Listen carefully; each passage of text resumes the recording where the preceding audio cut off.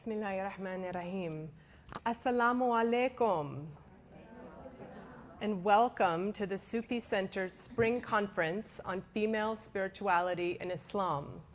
My name is Garrett, and it is a true honor to be moderating this afternoon panel with our wonderful panelists. I honestly cannot think of a subject more important than female spirituality, and female spirituality in Islam in particular. I cannot think of a realm more significant or more valuable in this moment.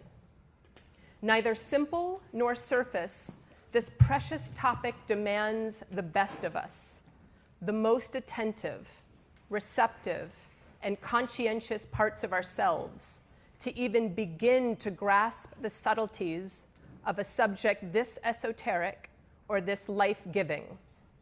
The Sufi traditions are enriched and upheld with female spirituality on all the levels, yet it takes discernment to see it and to learn from it. In his preface to the book Early Sufi Women, Professor Sayyid Hossein Nasr writes, "Not only does Sufi spirituality possess a marked feminine dimension, but throughout the centuries, numerous women in different areas of the Islamic world have participated in the spiritual teachings of Sufism." So today we gather and focus our attention on the vast, yet often hidden female spirituality beating at the heart of Islam and of all the other religions and indigenous cosmovisions. Of course, the pinnacle of the prophetic substance is embodied by the receptive, shining heart of Maryam, Isa, beloved by the masses the world over. Among the ancient matriarchs of Judaism in this holy season of Passover, we also have the mystic Mary Magdalene, who after Good Friday yesterday kept Sabbath's contemplative prayer today before dashing to the tomb of Christ tomorrow, Easter dawn. Meanwhile, the female bodhisattvas, the Buddhist and Jain and Catholic nuns have been upholding their religious institutions logistically, ethically, spiritually, and intellectually for millennia. And the ecstatic female saints, mystics, and religious teachers have been giving life to religious doctrines and forms, exoteric and esoteric, for centuries. From the original Rabia al-Adawiyya of Basra to the Palestinian Sufi saint Fatima al-Yashrutiyya, to contemporary Turkish Sheikh Jamal Nur Sargat, to countless others. On the more foundational pre-eternal level, the feminine aspect of the divine anchors all revelations of this cycle of the universe, from the 124,000 prophets, the 315 messengers. In many, if not most of these revelations, the divine feminine is explicit and prominent as goddess, earth mother, Pachamama, and yet necessarily it is present implicitly in all revelations and monotheistic religions as essence.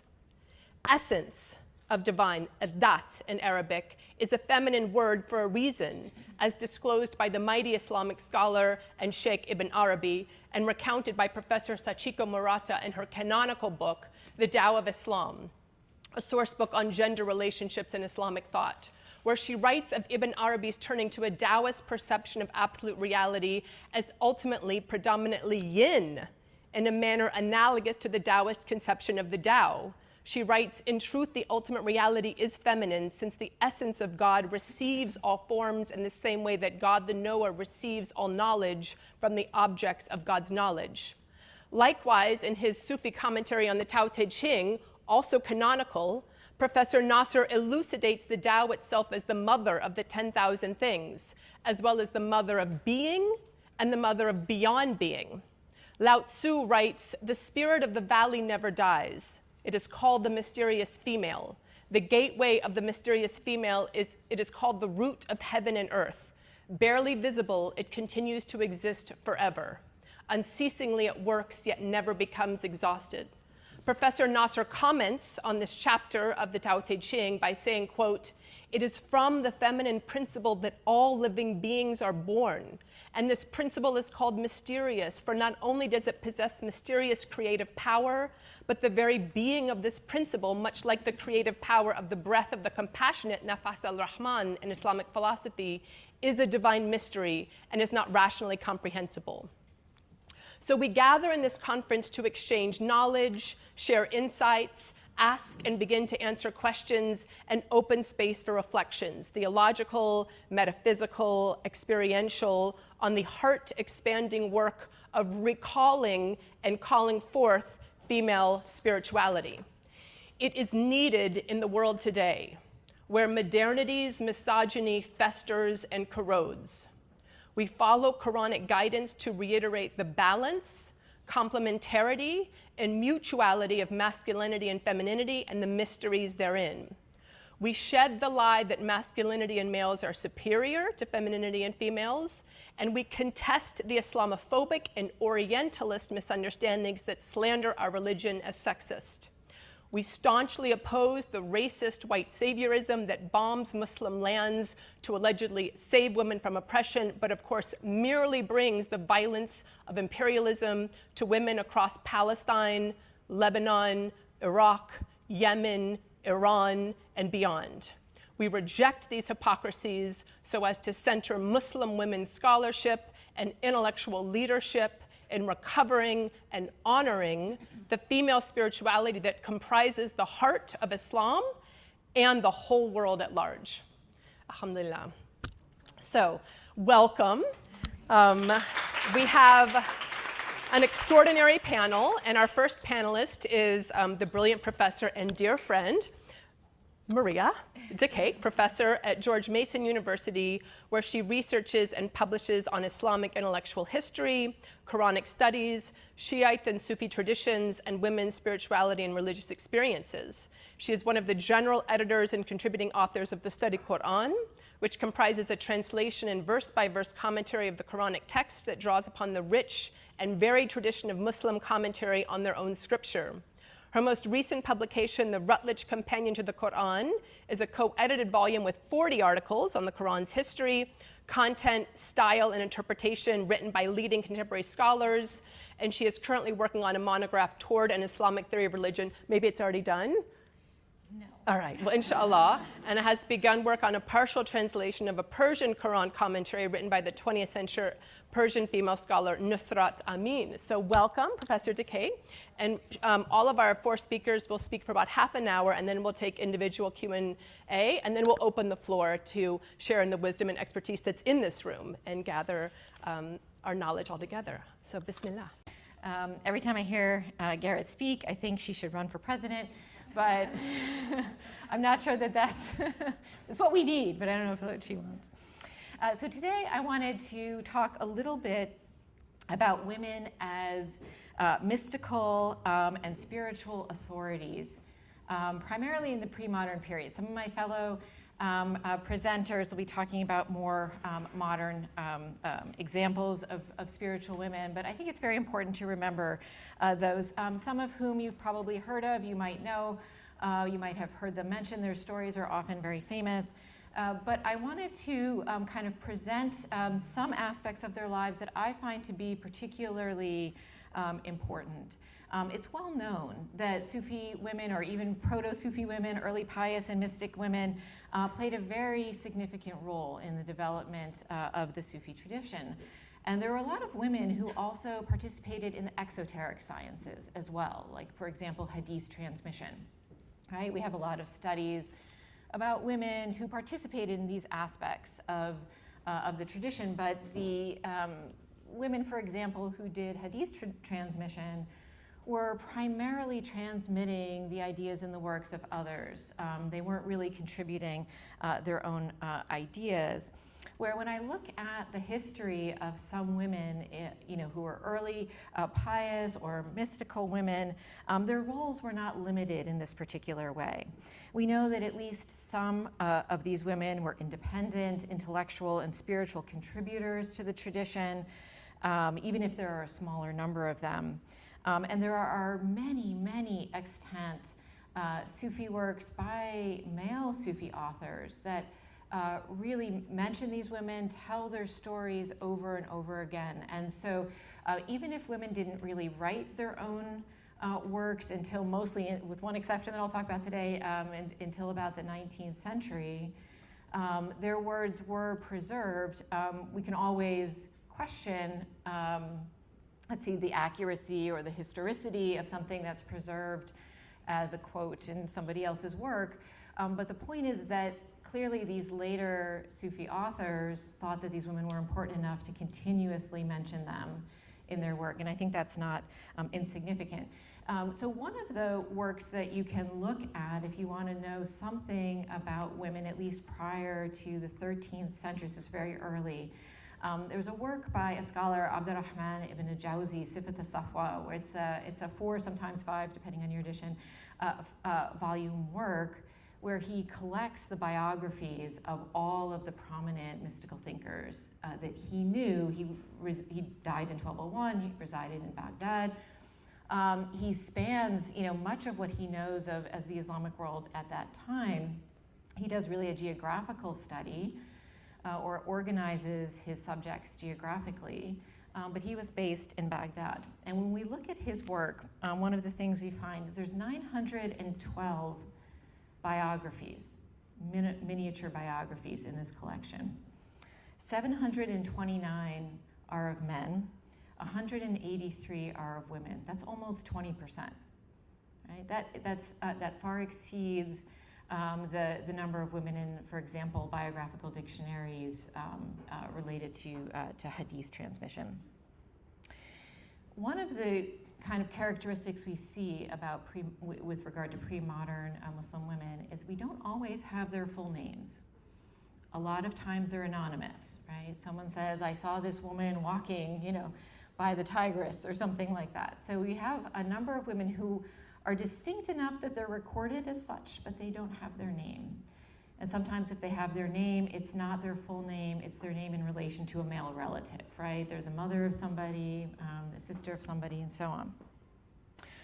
But, so you certainly do, of the 183 women in this collection, about 53% are anonymous, and we don't fully know who they are. But a good 18% of the men are also anonymous. I know this is a lot of numbers, but it's important to kind of to put it in perspective. And in some of the areas where the women that I'm going to be talking about today hail from, many of them hail from Basra or from Syria. And in those places, in his collection anyway, and he's only one collection, but it's exemplary in many ways, about 25% of the women in that area, of the biographies in that area, were biographies of women. Where we see kind of small number is in Baghdad. But Baghdad, remember, is the capital city, it's the official city. There was certainly a very prominent Sufi tradition there, but you can imagine in that context, perhaps it was, there was less room for independent practitioners of the tradition. So in the last 20 or 25 years, a number of books and articles, many published by Fons Vitae, and they're here. So I'm going to be an advertisement in some ways for Fons Vitae. There have been many books and articles dedicated to rediscovering women's meaningful presence in Sufism's early and medieval history. And I'm going to talk about some of them, but I want to make 2 points particularly in my presentation today. First of all, I want to talk about the diversity of these women. Right? There's a Sufi saying that there are as many paths to God as there are souls, and this was definitely as true for women as it was for men. So we see, for example, in these various collections, we see Sufi women who, kind of rejected all societal norms. They didn't get married, they were celibate, they lived on the outskirts of society. But we also see women who were married. We see women who were married and they used their marriage as a kind of path to the path. There were women who were married and they saw their marriage or their children as an impediment that had to be managed in some way. There were women who seemed to have been spiritual partners with their husbands. We see this whole variety of women. We see women who lived in abject poverty and women who came from very wealthy families. We see women who were illiterate, and we see women who were exceedingly eloquent and erudite, right? Really scholars in themselves.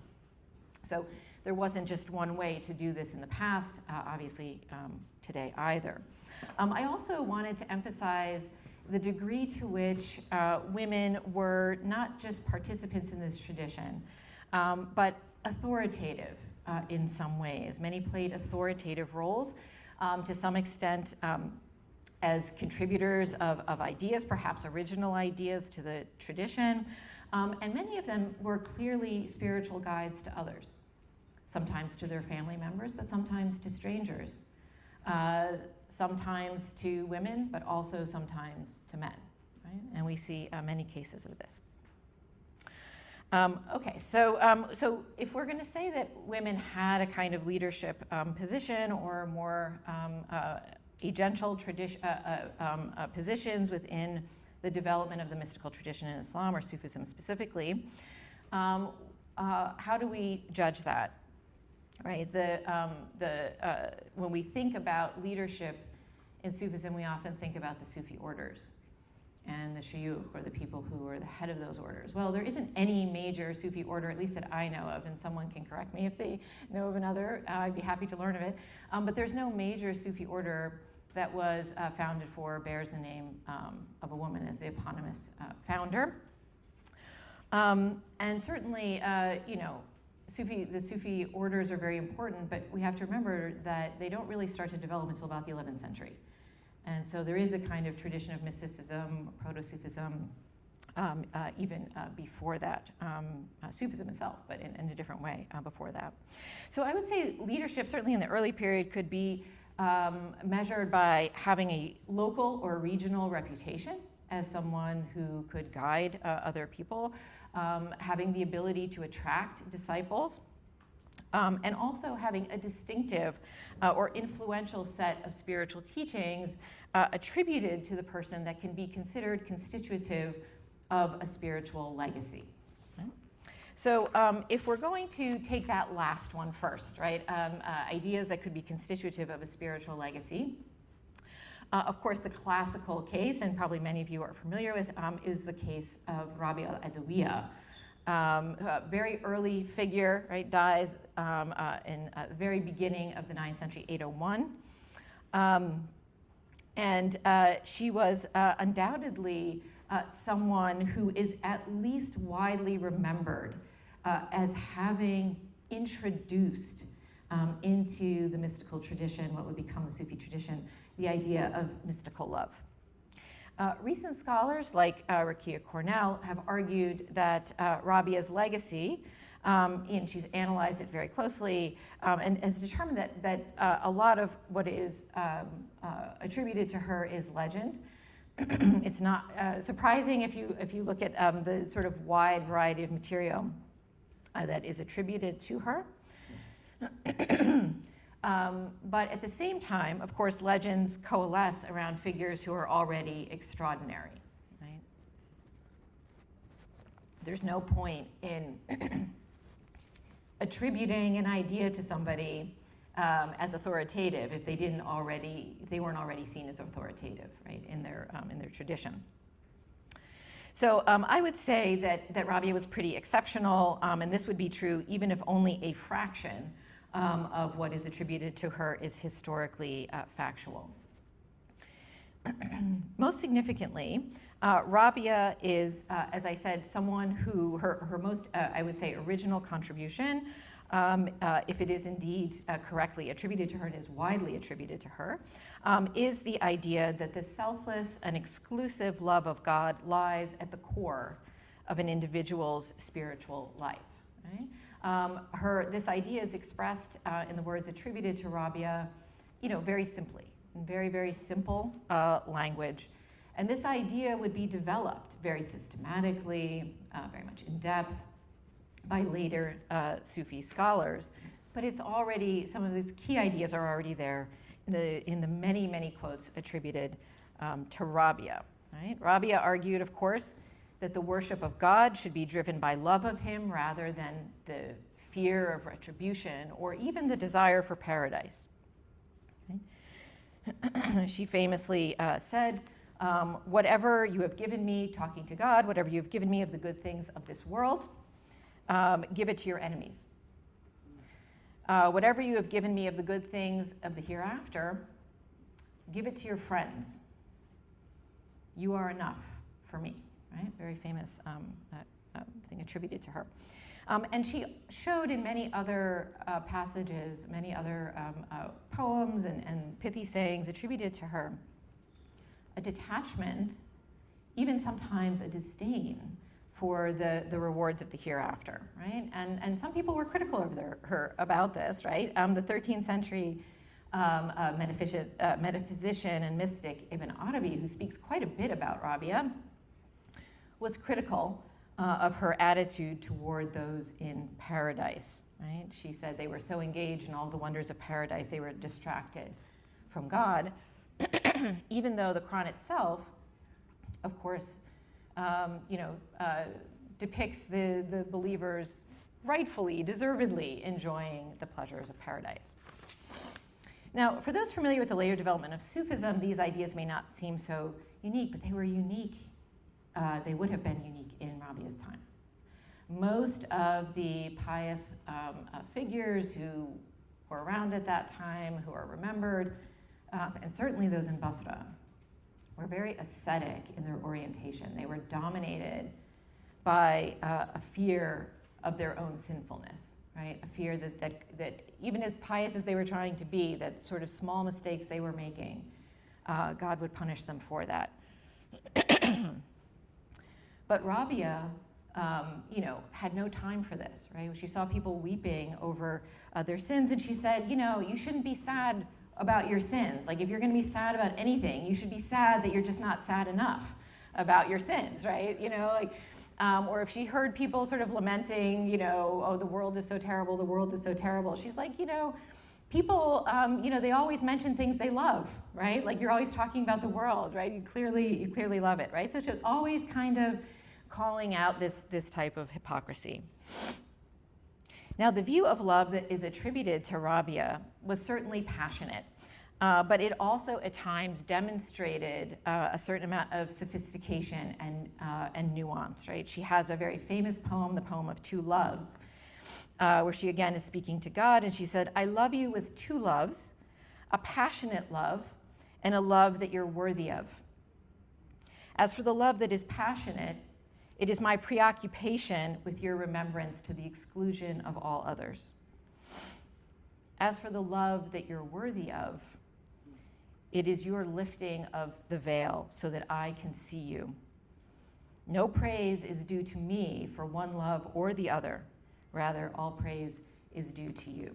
Right? Now, both Ibn Arabi, Abu Bakr al-Razi mention this poem, and they consider it to be an extraordinary encapsulation of the understanding of love of God. Even as it's simple Arabic, but Abu Bakr al-Razi says this is really the view only of the spiritual elite. Right? So he sort of puts her in that category. Okay, so the literature that we have gives us little, there's little in the literature, I should say, to suggest that many of the men who sought her out for guidance, and there are a number of prominent men who are said to have done that they adopted her elements of love mysticism. Right? Some of the women around her did. Right? There are accounts that some of the other women who lived in Basra similarly had ideas about love as the center of their religious life, or talked about keeping night vigils that were like lover-like trysts with God. But we don't see this necessarily among the men. Okay? But I think it's not insignificant that even when far more sophisticated, developed, extensive treatments on the idea of love developed in the Sufi tradition, the memory of Rabia's contribution was not lost. It continued to be there. Okay, so that's the first. And you're like, oh no, that's the first. You should almost be done by now. I just, a couple of other things. I was going to talk a little bit about women as guides for other women. I won't say too much about it, but we do have some evidence in some of the accounts that there were women who had other women around them who were disciples, who maybe had retreat centers for them, women who could come and stay there or receive guidance from them. We don't know a lot about this, but it shouldn't surprise us that we don't know a lot about it because men didn't participate in them if they existed, right? So they wouldn't have known very much about them. And the ones that we do have some inkling about, they are often from women whose husbands were themselves also Sufis, and so may have been sort of privy to the things that their wives were doing to some extent. But women were also certainly served as informal guides and spiritual advisors to male figures as well. Rabia al-Adawiya, of course, but also other women in Basra, women in Damascus like Hukaima. They all seem to have had female disciples, to have given spiritual advice and spiritual guidance to the women around them. But when they spoke to men, right, when it sort of talks about their relationship with other women, it's often a very maternal relationship. But when they spoke to men, the tradition represents them often speaking quite harshly. I just mentioned some of the things that Rabia would say to people around her. And this was true of many of the Sufi women, right? And this could be part of the general idea that as a woman you didn't want to speak in a kind of tender and loving way to somebody who was a stranger, right? In the sort of mores of that situation. After Rabia herself, perhaps the most extensively documented and reported case of a woman playing such a role vis-a-vis male Sufis and Sufi authorities is that of Ali Fatima of Nishapur. She was born into a wealthy family in Nishapur, and she wanted to follow the Sufi path, but she couldn't do this as a single woman. So she proposed marriage, famously, to another Sufi, Ahmed ibn Khadraway, who was a disciple of the famous Bayezid al-Bistami. And by marrying him, she, in a sense, gained access to Bayezid al-Bistami, who she also considered to be her sheikh. Although Fatima consulted Bayezid as her sheikh, the relationship of authority between them was not always perfectly clear. In many cases, Bayezid seems to have considered Fatima to be nearly on a par with himself. When he attempted to explain a spiritual point to her or a spiritual station, it said that he said she already seemed to have knowledge of it, intimate, personal knowledge of it already. And she wasn't just a local person in Nishapur. Right? She traveled with her husband to Mecca. She made the pilgrimage to Mecca with her husband. And then her husband went back, and she stayed in Mecca. Right? She met other important authorities, Nun Misri, among other people. She went to Jerusalem. On her own, it would appear. She only returns to Nishapur when she gets word that her husband has passed away. And so she goes back to Nishapur, but then she goes and she clearly settles in Mecca because that's where she was buried. The phenomenon of Sufi marriages, like Fatima's, may have been somewhat common in her native Nishapur. We have the extraordinary case of the Nishapuri mystic El-Hakim at-Tirmidhi, whose wife he doesn't name, but his wife had many mystical visions, some of which confirm his own authority, right? Some of them are sort of mystical visions talking about the status of El-Hakim at-Tirmidhi himself, but he also relates visions, both waking visions and dreams that she had that confirm her own authority, right? And one of the principles that El-Hakim at-Tirmidhi is known for is the kind of systematic development of the Sufi concept of walaya. And he might have considered himself, he talked about people who would be not only, just as the Prophet Muhammad sallallahu alaihi wasallam is Khatam al-Anbiya, that there were also Khatam al-Awliya, there were also And Mohammed Rustam there could tell us more about Khatam al-Awliya. But the idea of Khatam al-Awliya was a really important contribution of al-Hakim at-Tirmidhi. And one of the dreams, actually it was a waking vision that his wife had, she received, it was said, a seal ring. Okay? The Persian is nigin, but it's in Arabic would be khatam, and the seal it's the same as the seal ring is like the seal, that is used when you talk about something like the seal of prophecy or the seal of sainthood. So even though this was an idea he may have himself considered himself to be a seal, it's she in the dream who's given the ring. Okay, so just to say a few things about women post 11th century, when the, oh God, we're only at the 11th century, post 11th century, when you start to have the formation of these orders, or the turuq. And because many of them were very institutionalized, they had whole networks of patronage, they were well known in society. Many of the spaces that were used for Sufi gatherings were also used as sort of guest houses for, male Sufis and things like that. So it wasn't a place where, women may have always felt as welcome as they may have in these sort of more informal areas in the past. We do find at this time accounts of women's shelters or ribats, which, clearly served as shelters for women who didn't have family, women who were alone for various reasons or needed protection. There's some indication that they also may have served as spiritual gathering places for women, but again, what we know is very small on that particular issue, that particular matter. But even in this time period, women continue to play important roles, often outside of the Sufi orders as sort of charismatic figures who were known for incredible dream visions or for miracles and so forth. The great Sufi mystic Ibn Arabi, of course, famously had two female sheikhas, again, not connected with a particular order, right? Sort of charismatic figures on their own, known for incredible feats.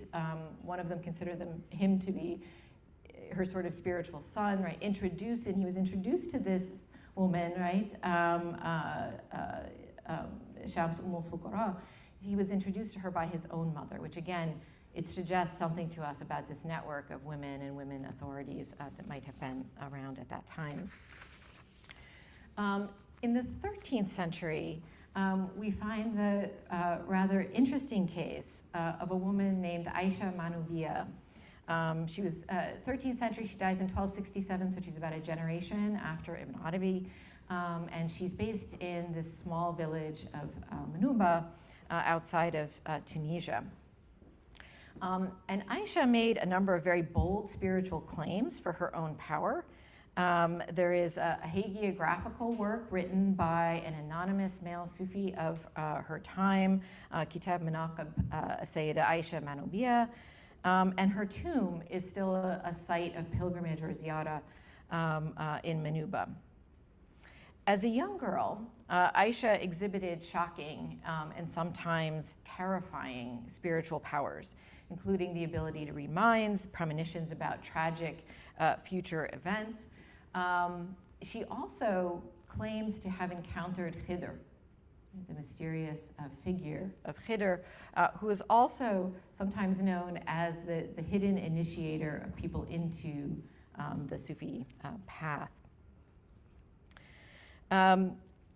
She refused to marry as a young woman. She eventually grew in her reputation. She grew into adulthood. Her spiritual gifts became widely known in her village and in the region around her. She was a contemporary of the founder of the Shadhili Sufi order, Abu Hassan al-Shadhili, who did spend some years in Tunis on his way to Egypt. There's no record of Aisha having physically met Abu Hassan al-Shadhili, but she claims to have spiritually seen him.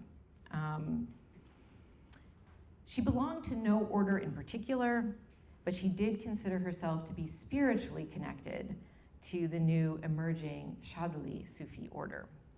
But if she was anyone's disciple, she was Khidr's disciple.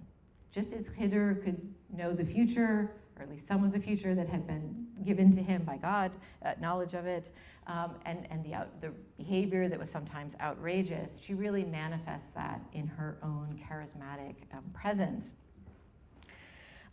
She claimed that God himself taught her the Quran, that all of the spiritual knowledge she had came directly from him. And Garrett, you mentioned Mary, in your opening, and she's a Sufi woman who claimed that she was the heir of Maryam. And she claimed to be the heir of Maryam. She claimed that, like Maryam, she was given gifts without account, بغير حساب, that she was chosen in the way that Maryam was chosen. And then she made very sort of audacious claims. She claimed to be superior to Junaid, who she knew about, to other female Sufis, like Rabia, for example. She claims to have had visionary encounters with Abdul Qadir Jilani, important Sufi figure at this time. And she claims that he gave her the very ring from his finger and said he was entrusting his way to her. She called herself the Sayyida, the female master of the Rijal, of the men, meaning the spiritually realized men. Prominent regional sheikhs and religious scholars and Sufis would come to visit her in person. Reputation for her knowledge of the Quran. But she was also recognized not only as a saint, but as a kind of benefactress of the local community. The final figure that I'll mention is another Aisha, Aisha Ba'uniya, 16th century Sufi woman of the Qadri order. And she in many ways breaks all of the molds that I've been talking about up until this point. She is, the Sufi women I've talked about to this point largely became known to the tradition through their charismatic gifts, their dreams, or their sort of extraordinary personalities, or they really became part of the tradition because of their male relations, their husbands, and so on. Okay. And none of the women that I've mentioned author their own stories. Yet in the early 16th century, in the twilight years of the Mamluk dynasty in Syria and Egypt, we have this extraordinary case of Aisha Ba'uniya, who was a member of the Qadri order. She was a family member. Her father was a member of the order. But she also became a very important person within the order herself, and she authors her own works. And they were discovered only about 15 years or so, again, through the very dedicated work of Emil Homorin, a scholar that we've only lost quite recently. So Aisha came from a very prominent family in Syria, and after her husband died, well, I should say she was educated, she was married, she had children. After her husband died, she moved from Syria to Cairo, and with her grown children at that time, and really because of her poetic gifts and her literary gifts and her scholarly erudition, became a kind of member of the literati, so to speak, of Mamluk Egypt. Right? So she was recognized as a very prominent member of the Qadiriya order. She was very close to her sheikh, Ismail al-Hawari.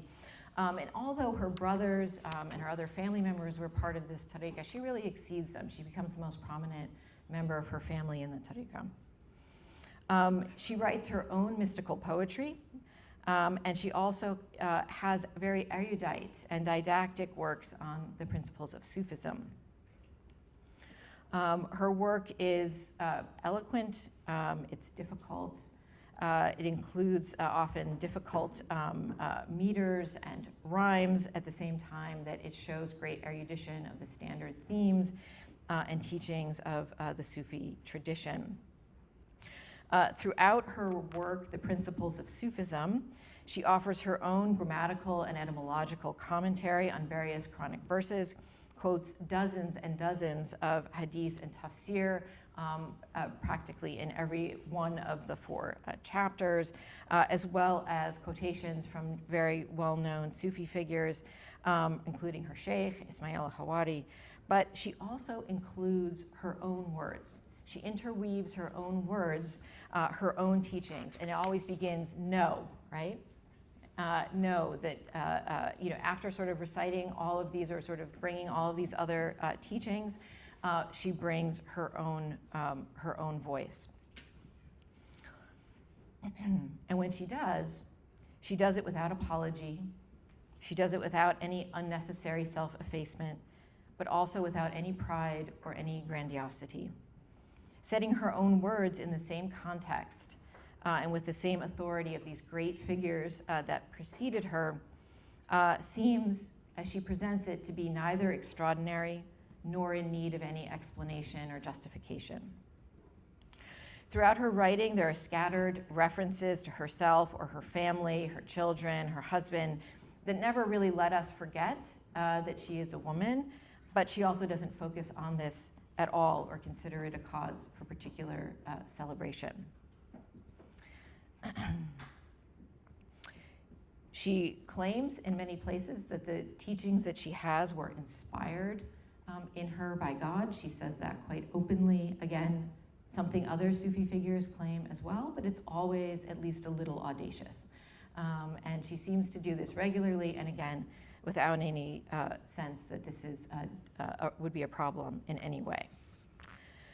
Okay, so I'm going to conclude here. I want to say that in conclusion, in the introduction that Rakia Cornell gives to her translation of Sulamy's biographical dictionary of women, she refers to the legacy of women's Sufism as a veiled tradition. It may be that pre-modern Islamic norms of protecting women's modesty by concealing their identity may have played a part in keeping the tradition hidden to some extent, or maybe to shield it from certain kinds of criticism.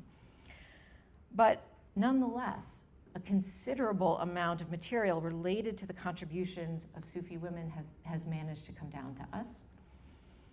And the importance of women in the tradition is such that it could not be entirely suppressed. And that's why we have this evidence, even if it isn't as complete as we might want it to be.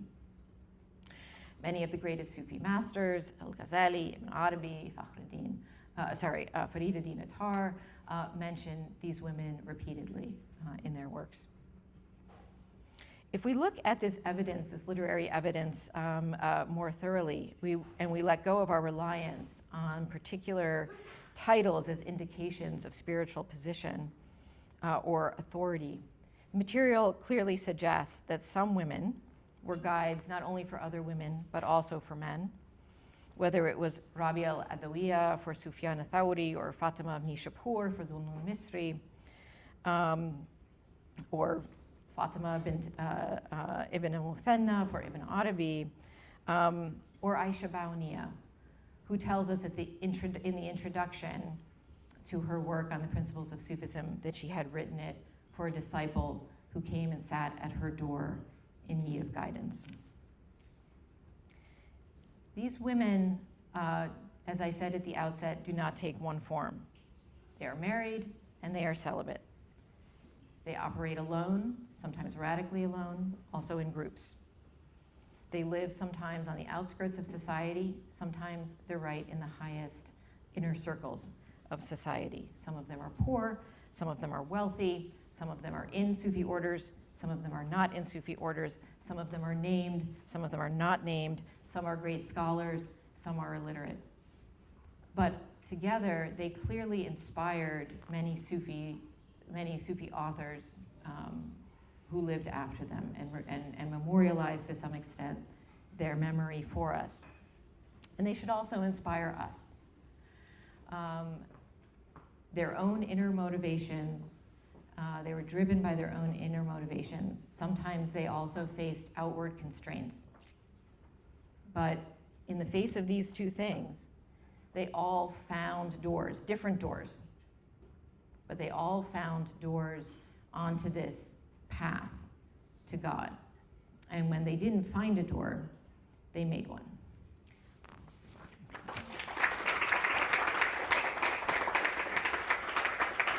Thank you, Professor Dakake. What a treasury of historical knowledge and wisdom. It's like excavating history. Maybe we have time for one question. Oh, no. There'll be more, so after all of the speakers, we'll have time, so hold on to your questions. Yes, sir. So maybe I have missed this, but you were talking about one of the women. Her name is it Aisha al-Bawni? Aisha al-Bawniya. So you said she claimed to be like superior to other women in the way she was. Oh, that was the other Aisha Manubiya. Okay. Yes. So, and she came to be the heir of Mary, mother of Jesus. She claimed to be, yes. And like, isn't that sort of arrogance? Is it what is? Sort of arrogance. Oh, ironic? Arrogant. Oh, well, I mean, you know, if you're a spiritual authority, you're a spiritual authority, right? You know, I don't think she meant heir in the sense of superseding Maryam. I don't think that's what she meant. She meant in the sense that she had inherited some of the spiritual qualities of her. In the same way that Sufi men talk about inheriting some of the qualities of the prophet, right? Not that they're a prophet. She's not saying she's Maryam, right? But she said she's inheriting some of the spiritual gifts or the qualities of her, right? So, and what makes her unique is that, you know, there are certainly Sufis who often modeled themselves, you know, or considered themselves to be kind of in the spiritual legacy of a particular prophet, right? If it wasn't the Prophet Muhammad, it'd be Prophet Isa or Prophet Musa. But of course, they don't ever talk about Maryam, who's not a prophet, right? But a very important person in the Quran. And so here's a woman who's saying, I'm not modeling myself after, you know, one of these other figures. I'm modeling myself, or I see myself as inheriting the legacy of this very important woman from the Quran, right? So she's not really doing something that's very different from what men were doing, right? Yeah. Mm-hmm. Alhamdulillah. We'll give a round of applause. Thank you, Professor Dakake. And now we're welcoming another esteemed panelist, Professor Farah El-Sharif. Is an educator and scholar of Sufism, Islamic intellectual history, and contemporary thought. She received her PhD from Harvard University's Near Eastern Languages and Civilization Department, where she focused on Sufism in West Africa. She grew up in Jordan with Hijazi, Sinai, and Palestinian roots, and received her master's degree in Islamic studies from Harvard University and the Graduate Theological Union. She completed her bachelor's at Georgetown University School of Foreign Service and is currently working on her first book entitled Before the Flood, the Book of Spears of 19th Century West Africa. Her research has been published in academic journals and edited volumes, and she has a widely circulated Substack, which we should all read, and her writing has appeared in CNN, Maidan, Mufta, New Lines Magazine, and she's taught Islamic studies and Tasawwuf in the spiritual community of Medina Bay, Senegal, as well as Harvard and Stanford University, where she ran the Abbasi Islamic Studies program. Dr. El-Sharif studied with scholars and completed research in various countries such as Jordan, Egypt, Morocco, and Senegal, as well as the US and beyond. Welcome. We're so happy to have you here. Thank you. Thank you so much, dear Professor Garrett, for that generous introduction. Assalamu alaikum wa rahmatullahi wa barakatuh. Thank you so much to the Tokat family, the Tokat Institute, Professor Rustam, and SufiCorner for inviting me, my esteemed, mashallah, co-panelists. It's such an honor. I'm literally on cloud 9. It feels like we're like transcending quite figuratively and literally. And actually being, 54 floors up, reminded me of this line of poetry by the great Andalusian Maliki saint scholar Qadi Iyad, who said, وَمِمَّا زَادَنِي شَرَفًا وَتَيْهًا وَكِدْتُ بِأَخْمُصِ أَطْأَ الثُّرَيَّا دُخُولِي تَحْتَ قَوْلِكَ يَا عِبَادِي وَأَنْ سَيَّرْتَ أَحْمَدَ لِي نَبِيًّا. Which means, what increased me in honor and what made me deliriously euphoric, such that I could almost touch the clouds, is that you made me, Allah, under the banner of those whom you called Ya Ibadi, my servants, and that you made Muhammad a prophet for me, sallallahu alayhi wasallam. So we are very honored indeed to be under that banner, under that that beautiful kind of celestial banner of the final revelation, alhamdulillah, especially in this day and age where there's so much loss, so much injustice, so much darkness. This is quite, an opportunity for us to be a lighthouse, to make the Prophet ﷺ proud, to carry our ancestral lineage of saints and righteous people and those who toiled and sacrificed before us, and hold our head high, because there's moral vacuum is so stark these days that it needs to be filled, and it needs to be filled with hearts like yours, inshallah. So I'll begin by kind of reflecting on how anecdotally I led a women's halaqah in the Bay Area, California, where I live, on the hikam of Ibn Ata'illah. And one theme that repeatedly kept coming up over and over again was how classical medieval Sufi manuals, yes, they are universally applicable and they speak to the ungendered soul, right, across space and time. However, one thing I kept noticing, how much more these classical Sufi manuals are deepened when they are approached with a feminine commentary. And I will center my talk on this specific aphorism from Ibn Ata'illah, from Professor Rustam's recent translation, mashallah, where he says in aphorism 11, ادفن وجودك في أرض الخمول فما نبت مما لم يدفن لا يتم نتاجه. Bury your existence in the ground of obscurity, for what springs forth from what is unburied will never flourish. But I thought of that, right? I thought of that for a moment, and I thought, in many cultures, especially Islamicate cultures, the obscure woman, the woman as martyr, is celebrated. She is exemplified. She is lionized, sometimes too much. And it made me think that sometimes even the sacrificial path can be an impediment for a woman to actualize her relationship with God. That even that altar of sacrifice can become a false deity. Because it is so easy for women to heed this aphorism a little bit too well, to bury themselves in their labor, in their children, in their households, when in fact it is almost our natural state, the ontological state of woman. Maryam alayha salam said, Ya laytani mittu qabla hadha wa kuntu nasyan mansiya. She literally wished to be buried. I wish I were buried before this. She even fasted from speech. What is more obscure than that, right? Musa alayha salam tasted the sorrow of grief and separation from her son. Sayyidatuna Hajar ran back and forth in the desert alone with her screaming baby, away from the sights of any human being. So it is almost as if burial in obscurity, and I'm literally thinking of the Jahiliyyah era when they actually buried girls, is the feminine modus operandi. Very comfortable in the unseen we are, in the batin. So in commenting on Ibn Ata'illah's aphorism, I venture to suggest that saintly women of Allah, the knowers of Allah, have a different mandate: to not remain too comfortable in the soil of obscurity, to not rest behind shields in the comforting garbs of obscurity, and instead fulfill the second part of the aphorism, which is allowing yourself to be sprung forth, to be found, to step into your purpose of holding both the unseen and the seen together in one breath, to balance the inner and outer reality and step into your agentative divine power. Because obscurity here is freedom from the ego's demand to be seen. It is an inner posture, a freedom from seeking validation and needing it constantly.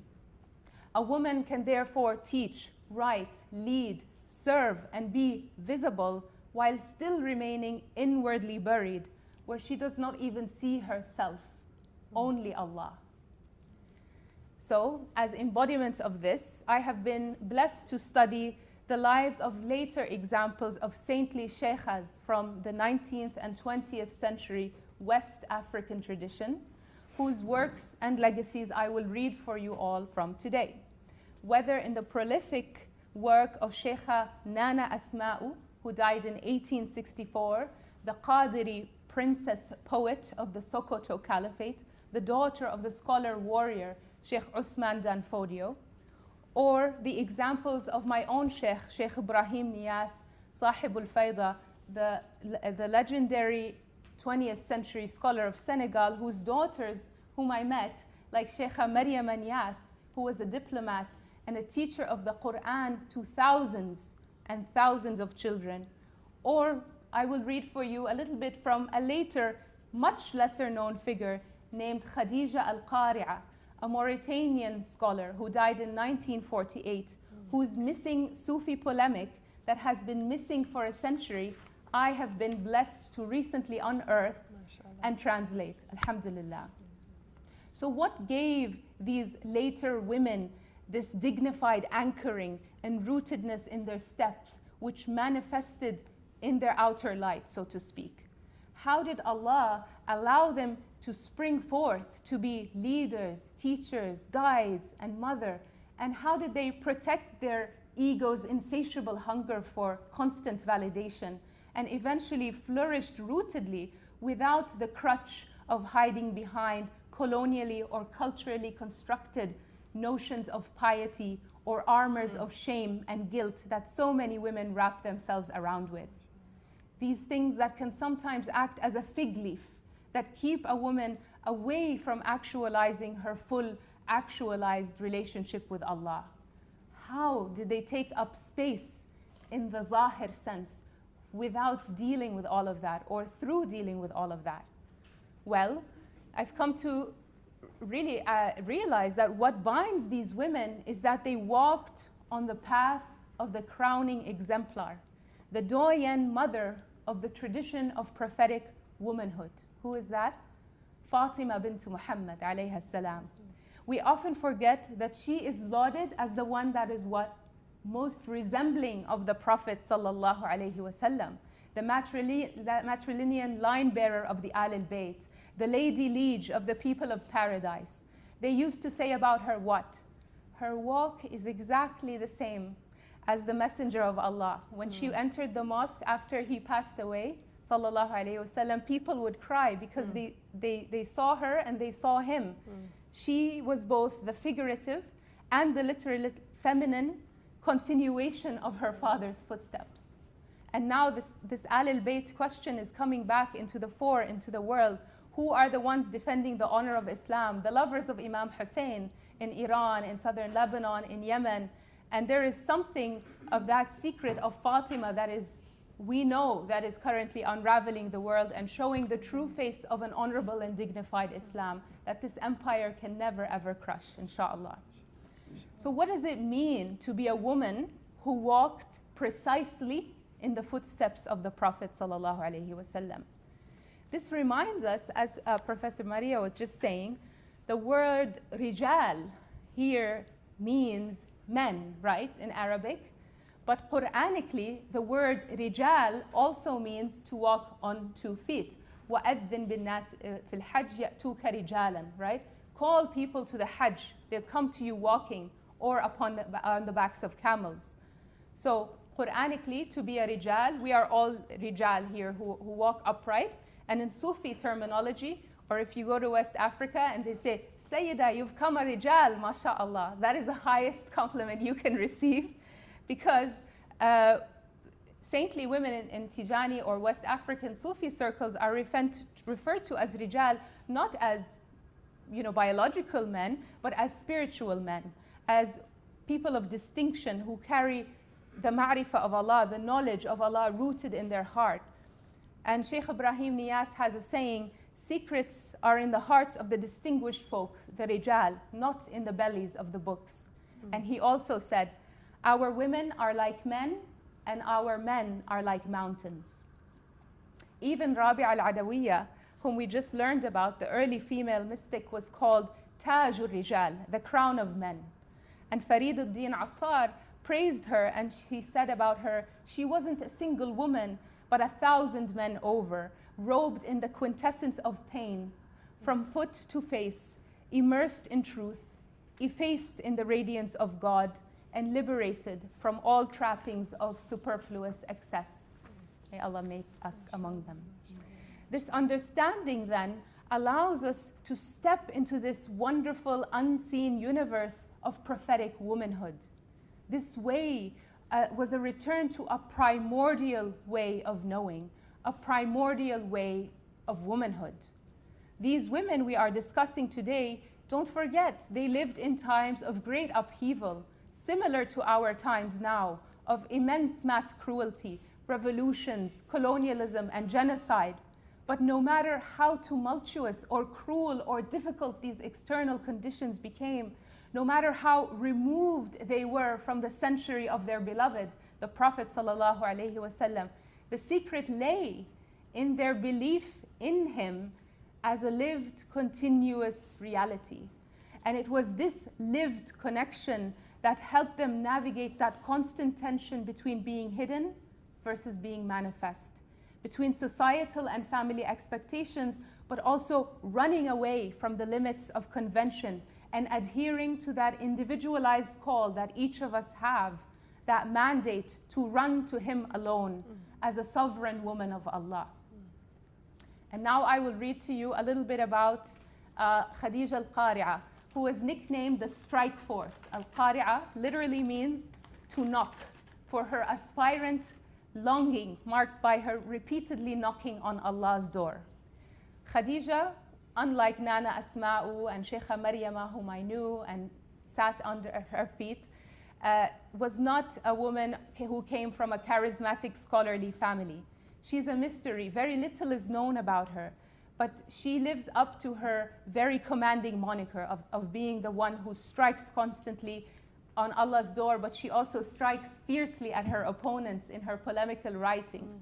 And so she was lauded by Nigerian scholars who called her the master sheikha of the West, West meaning West Africa, a righteous saint, a arifa billah, a knower of Allah, who was drowned in the ocean of love.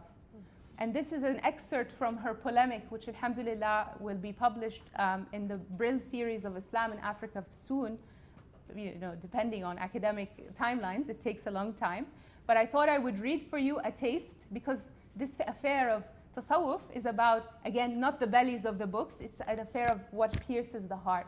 And so you feel the power of these words, which I think you're probably the first audience in the world to hear them, because I kind of had to jailbreak this text from two Salafi bookstores, one in Jordan and one in Saudi Arabia. It was very sketchy, guys. Like, I had to go online, I found it. It was basically missing for about 60, 70 years. And I believe that there are many such works in this genre, but I believe that it was because she was a woman and because she was writing something dangerous, you know, about mysticism, that somebody probably bought all the copies and wanted them destroyed, and that's probably very intentional. So I hope she accepts this hadiyah from my soul to hers. And the text name is the Yemenite sword, Al-Sayful Yamani. And it is a polemic in defense of the Sufi path and the possibility of seeing Prophet Muhammad ﷺ in a waking vision, not even in the dreams. Very powerful text. She said to those who deny such realities, and no one can say that the spirits of the martyrs and the believers are alive, but the spirits of the prophets are confined in their graves. No one can say that, right? Indeed, the martyrs and the believers only obtained this degree of theirs by purification in the Prophet's example and by following him. And no prophet became a prophet except by the ismus of the Prophet's spirit. And no saint ever became a saint or became entrusted with sainthood except by being annihilated in him, sallallahu alaihi wasallam. Before meeting him in a waking state, the saint fears of dispossession, and we seek refuge in God from being stripped of this reality. Because if his shadow were to disappear from creation for even a blink of an eye, creation would be obliterated and annihilated, and it would become pure non-existence. For he, sallallahu alaihi wasallam, is the spirit of creation. So she is talking about here the Muhammadan reality. She is undergoing an epistemic defiance, against the harsh, exoteric legalism that was so abound in the 20th century. And Khadija died ostracized by the Wahhabis of Medina, even though she was, she moved to Medina to be near her beloved. But it is oral lore in the Mauritanian family descendants of hers, they tell me that she died ridiculed and ostracized by the Wahhabi establishment for this love, for this audacity, for this honesty, for this raw expression. So here she wasn't just writing a Sufi polemic, she was making an epistemic rupture of the times before rationalist and secular modalities kind of poisoned the Muslim world. So the exemplars of West African female sainthood all wore what? This primordial armor of the Prophet ﷺ. And that enabled them to walk in his footsteps, to be under his eye, so to speak, as representatives of his authority, as women with prophetic purpose, as walking Qur'ans and living reminders, as embodiments of rahmah in both seen and unseen ways that can most times exceed the capacity of saintly men in their capacity to be embodiments of rahmah, because women literally carry the womb, the rahm of Rahman. And that is a secret that there is a hadith Qudsi that says the womb is tethered to the throne of God. The womb, rahm, is tethered to the throne of God. So here I'd like us to relish a little bit longer in this idea of prophetic armor. So we must all know the story of how the men of Badr and Uhud would sometimes hide behind the beloved Prophet ﷺ. He shielded himself physically for them in his bravery. He acted as an armor. Ali ibn Abi Talib radiallahu anh narrated that in fierce fights, they would hide behind him for safety. And he said, when the fighting became very intense, we used to look for the Prophet and we used to hide behind him. See how much love he has for his people, for us. And this love never ends. He's continuously available as an armor for us, if only we knew. And so from here, I'd like to read for you an excerpt from Nana Asma'u, the daughter of Usman Dan Fodio. There's an excellent book called One Woman's Jihad, and Beverly Mack and Jean Boyd have done excellent work translating most of her poetry.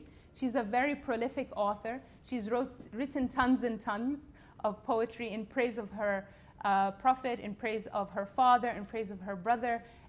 She wrote a letter poem for saintly women. She even wrote a 300-verse epic kind of poem on the seerah itself, summarizing the whole story of the seerah of the Prophet.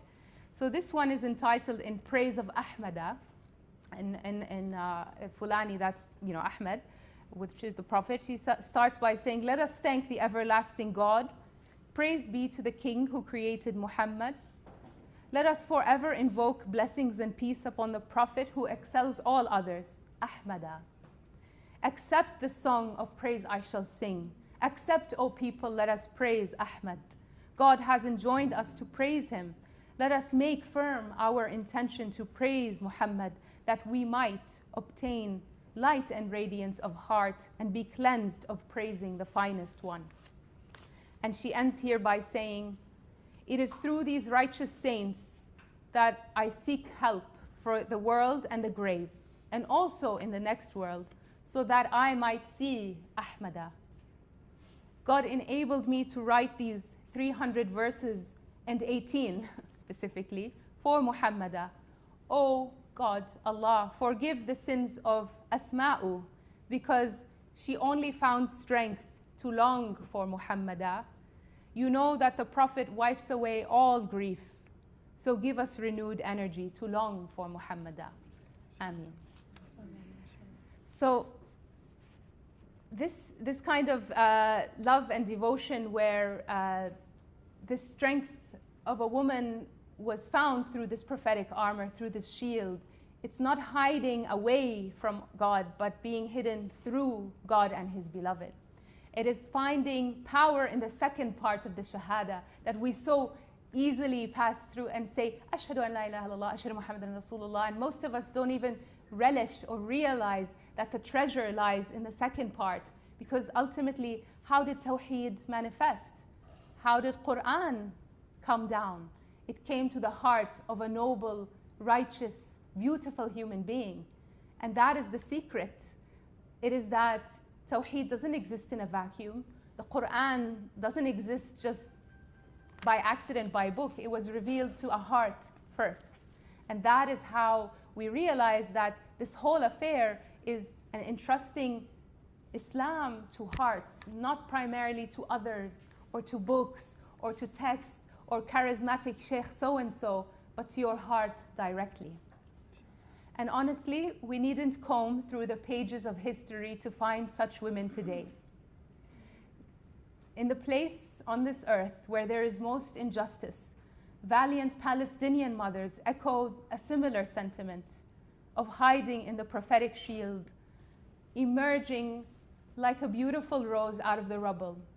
I'd like to tell you finally about my beloved Dr. Ala al-Qatrawi, a Qadiri saint, a living saint, who is the Khansa of our times. Khansa refers to the 7th century Arabian poetess who lamented her brother who died in battle.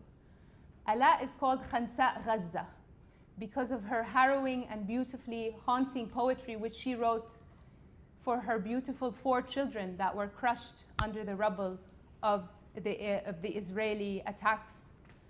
And after that happened, Ala found solace through the verses of Ahmadou Bamba, the Senegalese saint of the 20th century. And she and I met because I translated her letter to the Prophet Muhammad sallallahu alaihi wasallam on my Substack, and a sisterhood really began ever since then.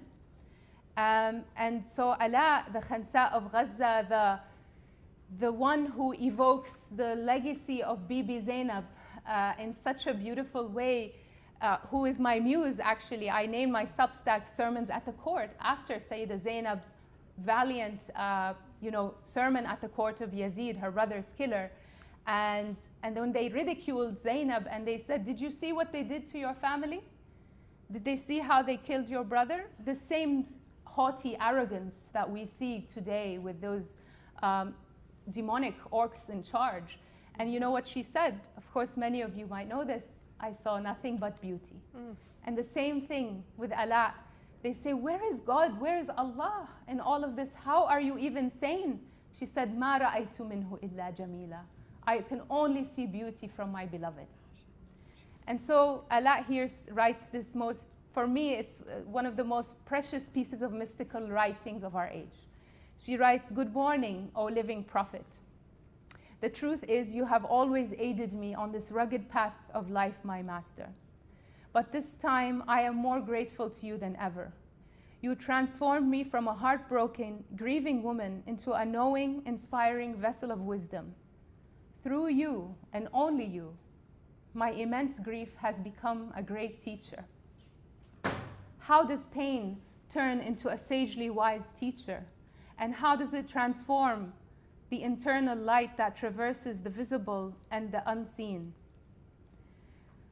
This can only happen when one realizes that you, my beloved, are the greatest teacher, the most perfect example, and the highest model. After a full year of genocide and tragedy in Gaza, I can finally say to you, good morning, O living prophet, because your beautiful Lord who sent you to us can decree nothing but beauty, nothing but good. Everything that has happened to us here in Gaza is but a drop in the ocean of the great trials you experience. So I dispose all of my grief and patience for the sake of Allah alone, with the intention of bringing you joy from but a single woman from your ummah in the 21st century. Though we live in a time far from yours, we are living through conditions you have yourself lived. And I am not alone in this. All of the people of Gaza are like this, my beloved. All this, all of you, helps us carry on through this grueling path. How could life not be difficult for God created human beings in toil? But you ease this arduous toil. The great sorrow is eased by you, every heavy tear is lightened by you, and every distant hope is realized through you. Peace and blessings be upon you, O beloved, sought after healing light that flows eternally within us, and upon your father Abdullah, your mother Amina, your son-in-law Ali, your daughter Fatima, and your grandsons Al-Hassan wal-Hussein, your companions, your wives, and your descendants. Ameen. Whew. Sorry, I know this was heavy, but I think it's the balm we all need. So whether it is the legacy of Sheikha Nana Asma'u, or the lesser known Khadija al-Qari'a, or that of our living saintly sister, Dr. Ala al-Qatrawi, we can now see that the greatest spiritual danger for a woman whose voice has historically been buried or preferably unheard is not visibility. Rather, it is internalizing the false belief that her erasure is what Allah desires. Ultimately, the aim of ihsan is fana, annihilation, the dissolution of the ego before Allah, not the destruction of human dignity, agency, or moral responsibility. If the aphorism I started this talk with, bury yourself in obscurity, is interpreted in a surface way rather than holistically, a woman may feel that having ambition, talent, or a public leading role contradicts the spiritual path, when the real target here in this teaching is vanity, not your existence itself. Perhaps these examples of saintly women who hide in God, who manifest in God, on the path of prophetic womanhood, can restore a much needed equilibrium, a harmony to this wounded world that is so out of order. Through this journeying, through the toil and the tears, that stewing through the years and conquering fears, a universal woman emerges, oscillating between Allah and seeking Him and hiding in Him. She attains the wisdom that can set all of humanity free. It is the knowing that it is the inward kingdom is that where sovereignty, real sovereignty, reigns. And it is where the dwelling, it is the dwelling that matters most. That sweet knowing that neither the heaven or the earth can contain the Creator, but her beautiful, believing heart can. Thank you. Salam alaikum.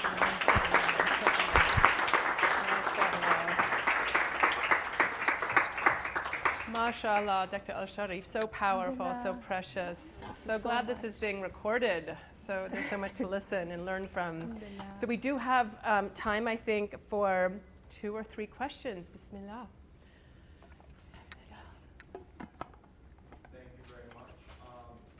When you mentioned West Africa, that's a part of the world that I'm very passionate about, and I spent 6 months there after graduation. So Algeria in particular. Okay. And after mentioning Fatima, I got very interested because there's a pattern I recognize.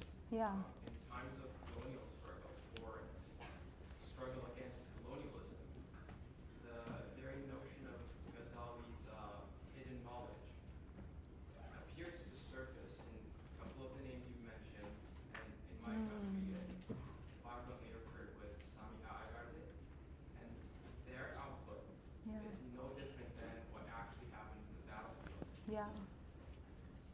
Do you think this is a pattern or something that occurs with the directive of Almighty? Yeah, you're absolutely right. I have pinpointed what we were talking about earlier at breakfast, is that Orientalist scholars were baffled by this seemingly more obscure, mystical, interior knowledge becoming more mainstream all of a sudden, when it was previously reserved for like the elite, and it was taught for a select group of wayfarers. We see a phenomena called Tariqa Muhammadiyya in 18th and 19th century from South Asia to North Africa. This emphasis on the Prophet ﷺ and mystical realities became more practical. We would see an uptick in reading Dala'ilul Khairat, which is the manual for sending salawat upon the Prophet, which was the most widely read text after the Quran. The Burda became the most widely read poem in the world.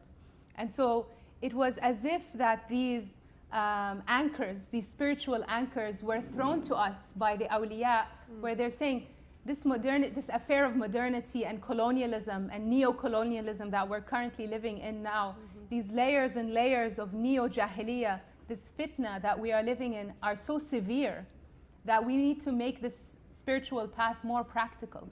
And so that is why you see many more manuals for tazkiyah and ihsan, once reserved for the elite or for people who wanted to take the extra step. They were being encouraged across the Muslim world for people to have a litany, a daily litany of a wird upon the Prophet ﷺ, which here comes back to the idea of the prophetic armor. And if we're saying, like, for example, Sheikh Ahmed Tijani, who was born in Algeria, he said that these times are so severe that the only thing that will save you is to make dua like a madman or a madwoman and have a daily wird of astaghfirullah, salawat ala nabi, and la ilaha illallah. And he was talking about 1800s. Look at us now. The layers upon layers of fitna are so severe that they remind us of that verse in the Quran of the dark ocean that has many, many layers of darkness. And salawat can pierce through that darkness because you're going straight to Allah's beloved and knocking on the door to Allah. So you're absolutely right in noticing that. More practical mysticism, absolutely. Can I have a follow-up? Sure. I think. In these situations, I've also now just thought, people refer to, in my language, for example, Ana Vatan, which is the mother nation, or in Arabic, Umm al-Vatan. Yeah. But when something bad is being asked by the government, people usually associate a non-female suffix with the government or the nation.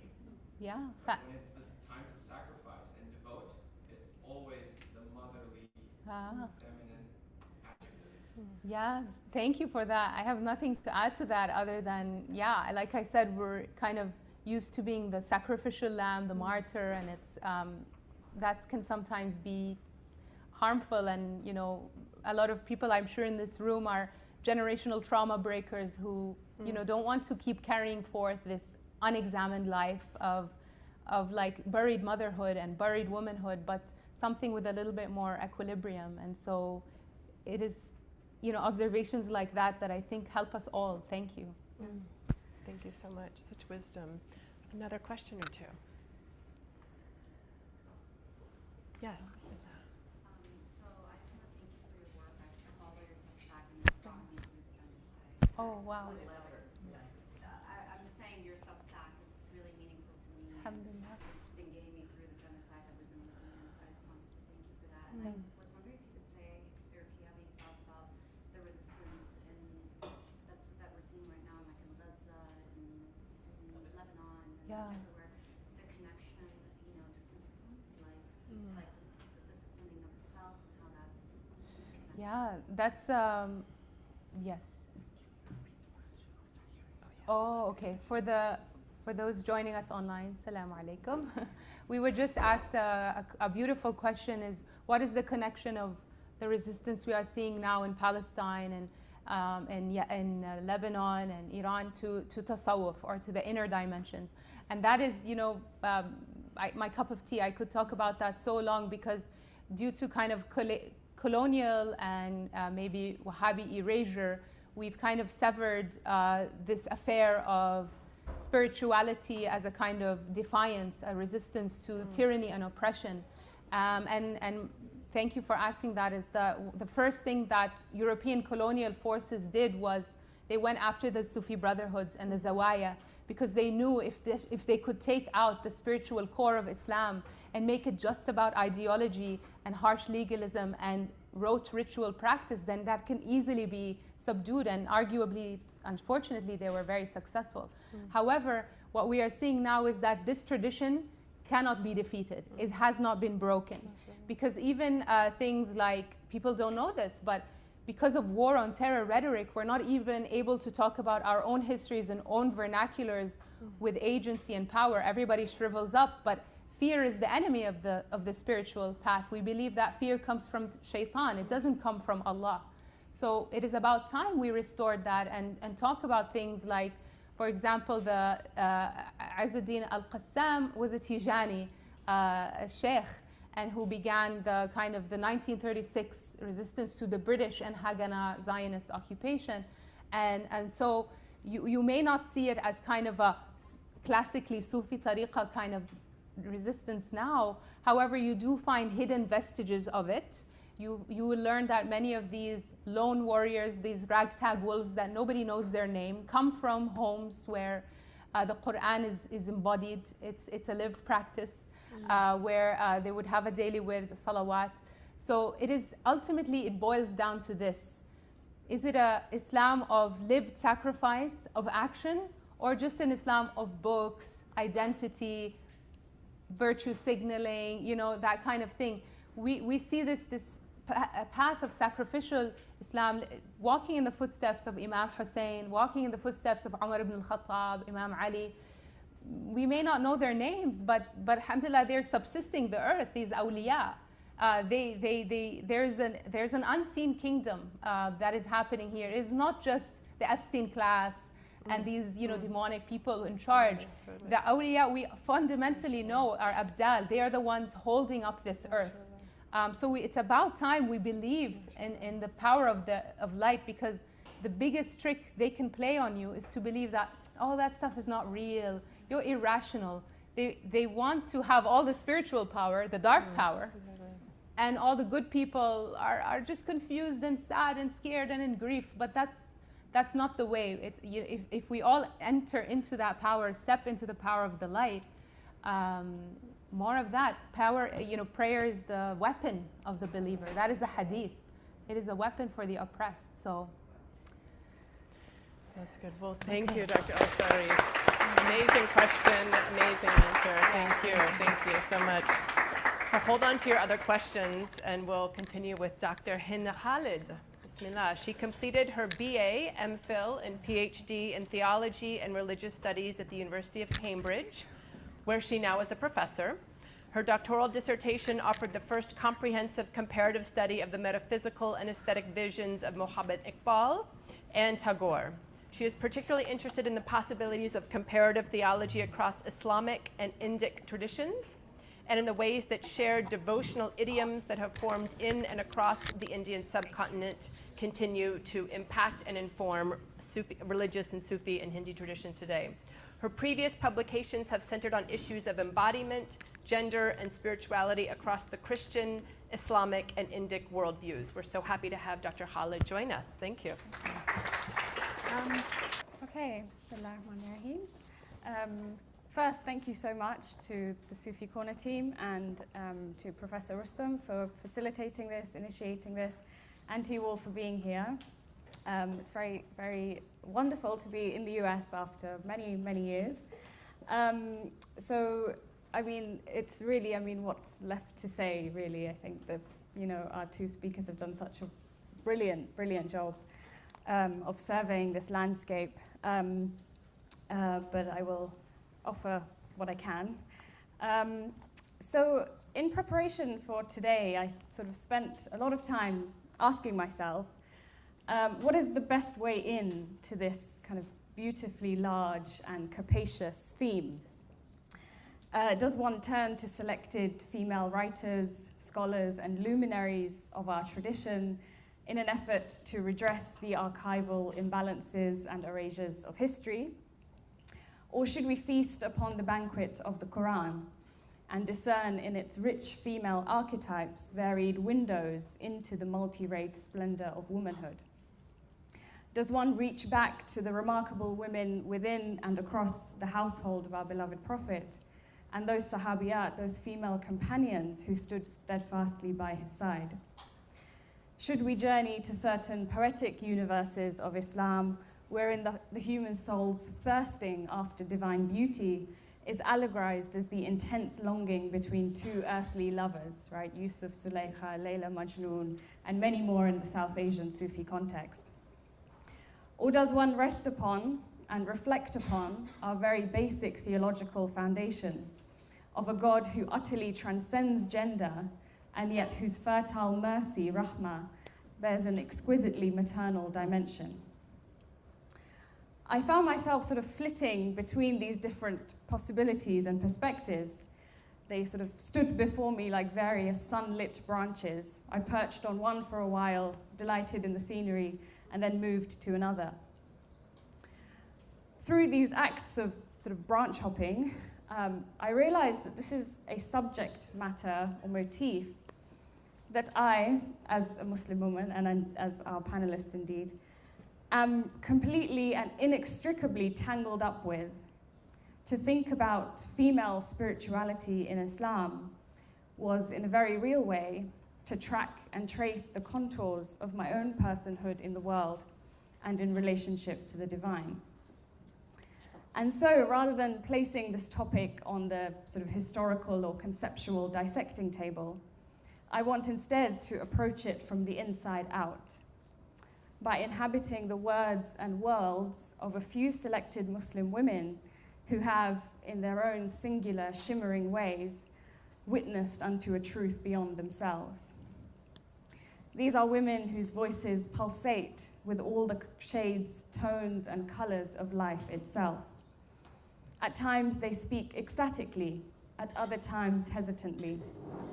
They proclaim, plead, bow, and beseech, all in the supernal direction of their Lord. These are women who I found myself turning and returning to as emissaries of a faith that is textured, tender, resolute, and lusciously human. And so I wish to reflect on their words as portals, as doorways, into a terrain where body and spirit are intimately interwoven, where speech and silence fold into one another to affirm the infinite. So to set the stage for these women of witness, as I call them, I want to open with a poem, which you all hopefully have a copy of, by a contemporary Pakistani-American poet, Sara Ghazal Ali. And the poem of hers I want to share with you today is called Ism, meaning name in Arabic. And this poem attends to the wondrous yet fraught tasks of witnessing and naming the divine. So it goes, the name of God is sufficient for me, merciful, beneficent. I want to want little else. I shouldn't say that I'm there yet, wanting little else but the name. Not when nothing flusters me like an image. Mount Tamalpais in acrylic salmon and sage, the hue, the brown eddies of my own eyes, every staggering sight.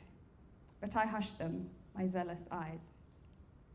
I recite, said the angel, recite in the name of your Lord.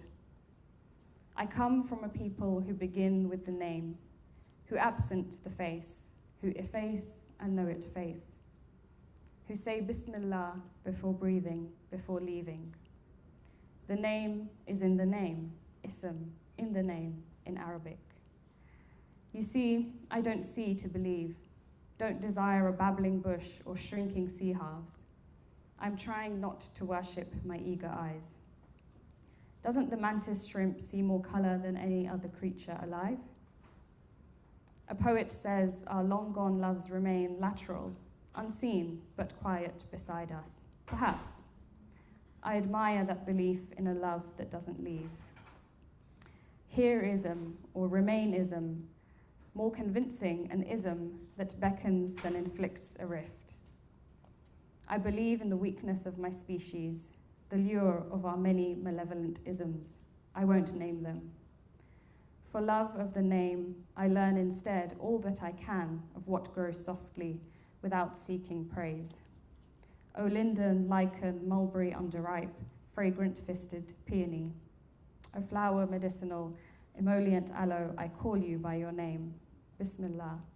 O divine unseen, whose name I know, ism of isms, remain here, invisible, and I will call to you, crouched, recognizing each green, by touch, by name, by sense unseen.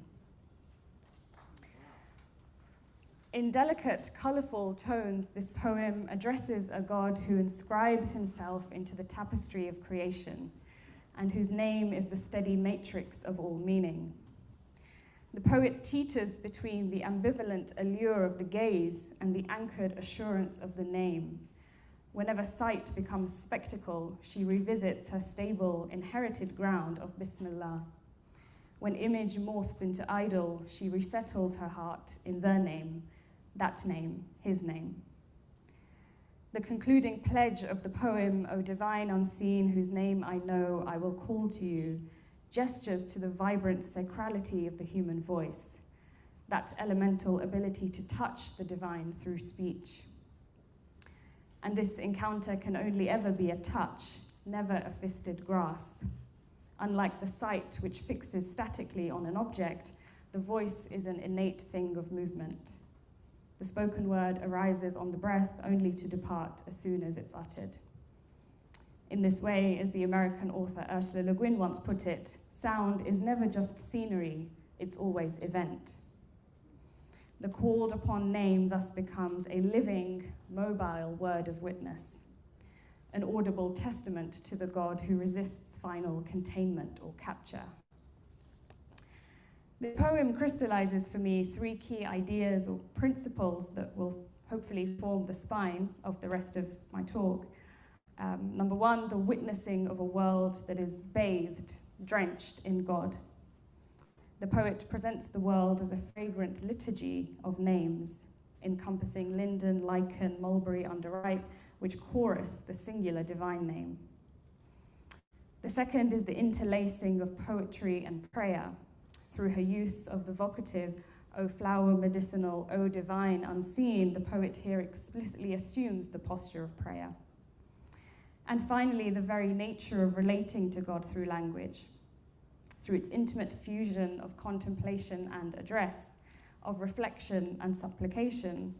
The poem enacts a deep theological truth, namely that we cannot speak about God without first speaking to him. Indeed, we name God not so much to define or describe God, but first and foremost to call to and call upon him. So it's on this note then of calling to, calling upon, naming God, that I turn to my first woman of witness, who's been invoked many times already. She is none other than Mary, Maryam, mother of Jesus, Isa, the only woman mentioned in the Quran by her first name, and a celebrated paradigm of saintly virtue across the Islamic tradition. There is, of course, so much that can be said about the person of Mary, her elevated spiritual status, and her integral role in the unfurling of prophetic history. What I want to focus on here, however, is the story of her encounter with God in the midst of her agonizing pregnancy and childbirth, and this will be a story that's obviously familiar to everyone. But let's briefly recall how the Quran describes Mary's transition into the miracle of motherhood, a miracle marked by Mary's solitary conceiving and cradling of the child entrusted to her by the divine. In Surah 19 of the Quran, Surah Maryam, we are told that Mary and her unborn baby withdrew to a remote place, and Mary sought refuge at the trunk of a date palm when her labor pains became excruciating. The imagery is austere, piercing, and visceral.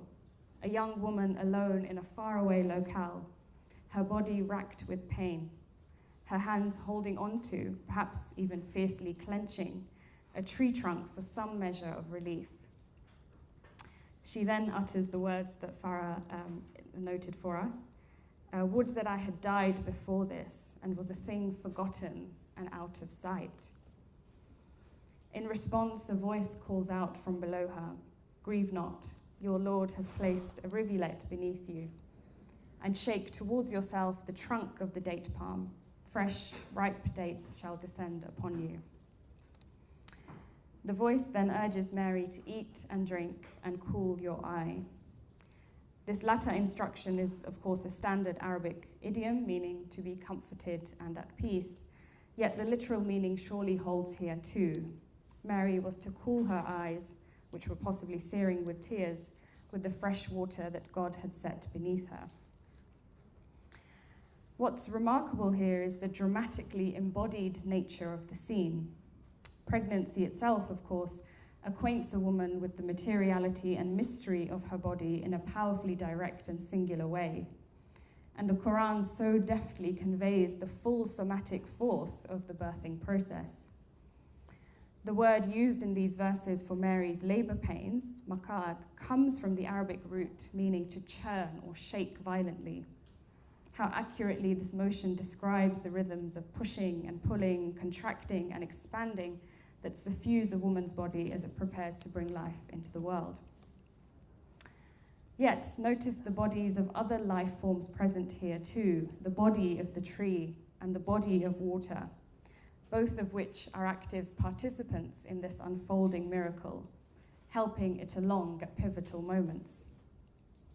Mary is to seek succor and nourishment in these bodies that God has furnished for her, such that the entire landscape midwives Mary in a creative enactment of God's providential care. In this way, these verses offer us a resonant celebratory affirmation of life itself. Much like the tree produces fruit in seasonal spells and the river flows at each moment with renewed vitality, the womb is the common habitat of all humans, who can neither foreordain nor postpone their coming into being. And yet, when Mary is driven to the depths of despair, she exclaims a statement that, in fact, subverts the very celebration of life which pervades this scene. She wishes that she had died before this ordeal, buried in the darkness of oblivion. But note the radical tenderness of this whole episode. Mary is neither blamed nor criticized for her death wish. She is neither corrected nor castigated. Instead, her pain is borne witness to, held, and affirmed. There is no insertion of doctrine or exhortation to virtue. There is simply a gentle voice of reassurance, which tells Mary that God has not abandoned her, that God has, in fact, arrayed the entire surrounding landscape as a life-giving pillar of support for her. What's more, the Quran notes that this comforting voice comes to Mary from below her. It does not tower above her with an authoritative command, nor does it thunder from the skies with sonorous force. It arises beneath her like a soft, cupped hand. What we see in this narrative consistently is Mary's raw human vulnerability, which is met with the promise of God's enduring presence and proximity to her. This encounter with the divine unfolds through a back and forth interchange, a kind of call and response dynamic. Although Mary is commanded by the divine to take a vow of silence, hers is a story thoroughly saturated by and nestled in speech. On the physical and metaphysical level, of course, she is the very bearer of the word of God, kalimatullah, and words surround her conception and childbirth too. When the angel Gabriel first appears to her in the form of a human being, announcing the gift of a prophet child, she boldly questions the logic of this undertaking, declaring, "How can I have a son when no man has ever touched me?" She is neither intimidated nor cowed into passive submission by the sight of the heavenly messenger before her. She responds, questions, speaks back. And as we've seen later during her labor, Mary speaks with the full bodily force of her anguish, and God speaks back with the guarantee of his closeness. This is a conversation into which the earth itself is enfolded. The river and tree around Mary become the visible material imprints of God's promissory pledge. In their creative companioning of Mary, they speak of the one who responds to those who call upon him. In this way, then, God grants Mary the gift of both witness, God sees and hears the depth of her suffering, and witness, God and God's greenery and waters steadily accompany her through her pain. This coupling of witness and witness will be a staple feature for all of the women that I'll be sort of discussing today very briefly. And it is given passionate artistic form by my second woman of witness, a remarkable 17th century poet called Zebun Nisa. Now, it may seem a bit of a leap to move from the scriptural narrative of Mary to a much, much later poet, But I hope that by keeping this trope of witnessing in mind, we can see how these two women, and indeed the other women that I'll discuss, uphold in their distinctive and decisive ways that luminous Quranic commandment to hold firm to the rope of God. So Zebun Nisa was born in 1638, and she was the daughter of the last effective and perhaps most maligned Mughal Emperor Aurangzeb, which makes her the niece of another remarkable woman and spiritual luminary in her own right, Jahanara Begum, who I won't speak about today. Zebun Nisa uniquely ornamented the Indian Persian poetic tradition. Her poems are these crystalline meditations on love and longing, and resound with an intense yearning for the divine beloved. And there is always a note of deep pain, even melancholy, in her poetic voice, one which takes on a particular poignancy when read in the light of her life story. Zebun Nisa, though apparently her father Aurangzeb's favorite child in her early years, was later imprisoned by him and spent the last 20 years of her life confined within the walls of the Salimgarh fort in Delhi. There are many hypotheses proffered as to why Aurangzeb spurned his daughter in this way. Some suggest it was because of her sympathies towards her father's key political rivals, most notably her own brother, Muhammad Akbar, who led a rebellion against his father, and him and Zebun Nisa often exchanged letters about their father's tyranny and cruelty. And her uncle Dara Shikoh, famous Sufi writer in his own right, Aurangzeb's elder brother, with whom Aurangzeb fought a battle of succession. Whatever the reason for her imprisonment, what is clear is that she unhesitatingly held up a mirror to her father's imperial excesses and actively stood against certain strains of Mughal militarism and oppression. She was not, however, merely a political prisoner, to use modern terminology. More deeply and constitutively, Zebun Nisa casts herself as a prisoner to the face of the divine, bound to its beauty, chained to its glory. This is a metaphysical captivity which is, paradoxically for her, true freedom.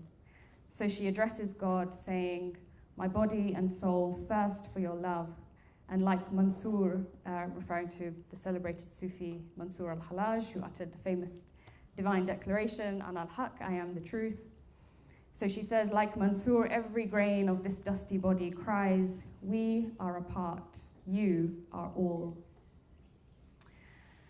In one poem, Zebun Nisa declares unto the divine that whether pilgrims tread to the local temple or Mecca's holiest shrine, still, quote, "You, God, are mine, for wherever God is worshipped is my God." This is the voice of a possessive lover, an unrestrained lover, a lover who aches to caress the fingerprints of the beloved wherever they are to be found. In one poem, she writes, evoking typical Persianate imageries, that the wine may continue to flow and her tears may drop like rain, but none of these outpourings can soothe her searing pain. Interestingly, Zebun Nisa often casts herself as Majnun in her poems. She is the desperate lover pursuing the radiance of Layla. Driven by love, I must wander like Majnun where the desert dust falls on his weary head, she says, and then declares that the soul illuminated by love, quote, never fears the unseeing one who says, "He must be mad who treads within love's ways," end quote. This maddened lover is instead, quote, joyful and wise, for love has given new vision to his eyes, end quote. Elsewhere, she writes very touchingly that life is too short to express enough gratitude for the beloved's beauty. One poem reads, "On my tormented heart appears another deep and glowing stain. Again there dawns my day of tears, of misery, of weary pain. So much of my own blood have I shed, so long the journeys I have done, so difficult the path I tread to catch the garment of the sun. New balm within my heart is born, new lightnings from my glance arise. Why then your anger and the scorn flashing from your Narcissus eyes? From my heart you took away all life, my heart from out its place you ravished. And I can but pray, oh lift the veil that hides your face. In another similarly impassioned poem, she states, for my love's madness, all the world on me has heaped its scorn. So from its ways I flee to find a refuge from its cruelty. Who is the man who boasts to be love's slave, and yet this petty life of his would save? Poor love, whose votaries are not more brave. The mirror of my heart I burnish bright, until, reflected fair for my delight, the self's eternal beauty greets my sight. Like Yaqub, blinded by his agony, no face in all the world is aught to me. What use have eyes except to look on thee? What use have eyes except to look on thee? Isn't that delicious? So on this note then of looking, I turn to my third woman of witness, also from the South Asian Sufi context, but moving closer to our own time period. And this is the 20th century author and educationist Rokeya Sakhawat Hussain, widely regarded as the foremost Bengali feminist intellectual. So we move from the Mughal courtly literary context to the early modern colonial era of British India, in which Rokeya drew sustained attention to the injustices endured, often silently, by the women of her society. Rokeya chiefly railed against the societal barriers imposed on women by patriarchy, and the focus of her attack was the custom of parda, which is the practice of shielding women from public life. For Rokeya to deprive women of opportunities for flourishing, especially through the curtailing of their education, was a violation of both the prophetic ethic, which urges everyone to seek knowledge regardless of their gender, and the Quranic framework, which of course articulates a foundational equality between men and women.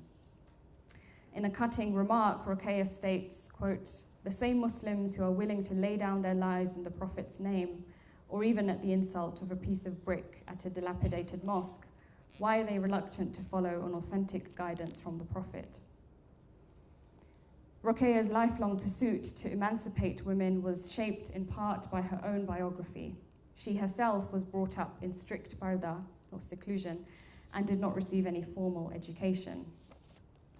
Her activist pursuits were nourished by the graces of a few family members. Her sister taught her Bengali and her brother English. And later in life, her husband was supportive of her own social and literary endeavors. After her husband's death, she set up a girls' school for which she received both abundant praise and scathing condemnation. In the literary sphere, Rokeya's most famous work is a short fictional story titled Sultana's Dream, which is available online, and I would highly recommend it. It's very fun. In this story, Rokeya colorfully paints a feminist utopia in which the gender roles are reversed. Men are confined to the home, while women sustain the socio-political rhythms of daily life. In this dream world, all women are educated, the environment is tended to and beautifully maintained, and there is a reigning peace and harmony in all state affairs. Now, there's much that can be said about Rokeya's work and accomplishments, but for the purpose of today and for our core theme of witnessing, I want to briefly consider the inner life of Rokeya that nurtured her robust activism. Because ultimately for Rokeya, the sort of horizontal project of social justice is rooted in the vertical truth of every single human being's relationship with the divine. We get glimpses of Rokeya's spiritual disposition in two particular discourses.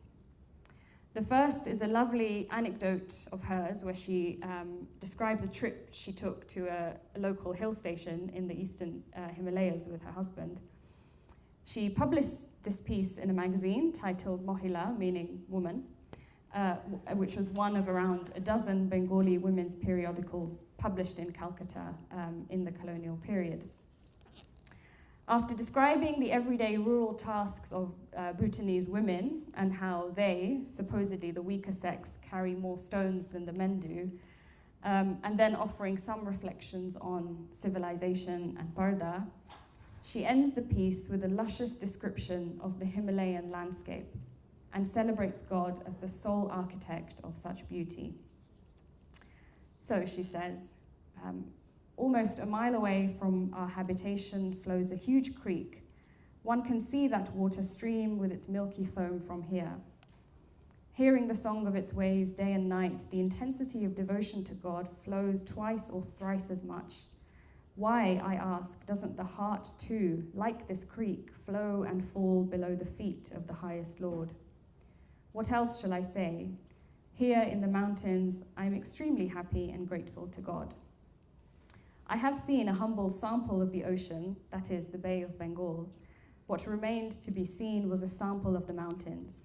Now this wish has also been fulfilled. But no, it hasn't been fulfilled, for the more I see, the more my thirst for seeing grows. But God has given me only 2 eyes. How much can I see with them? Why hasn't He given me many eyes? I'm not able to express in words all that I see and think, right? Recall Zebun Nissa saying, one life is not enough to express gratitude for the beauty of God. Ruqayya goes on, does it now amount to treason if we don't sing the praise of the Creator's qualities with these beautiful eyes, ears, and this mind of ours? Only if we worship with our mind, brain, and heart do we attain satisfaction. Worship is not achieved by just pronouncing some words one has learnt by heart like a parrot. Where is the heart's emotion in such worship? Where is the enthusiasm? When looking at the beauty of nature, mind and heart break out in unison. Only God is worthy of praise. Only He is laudable. Then there is no need to voice all these words. So here is a woman longing to see more of God. She wants her sight to expand so that she can take more in of the divine splendor, so that she can pray and praise more fully.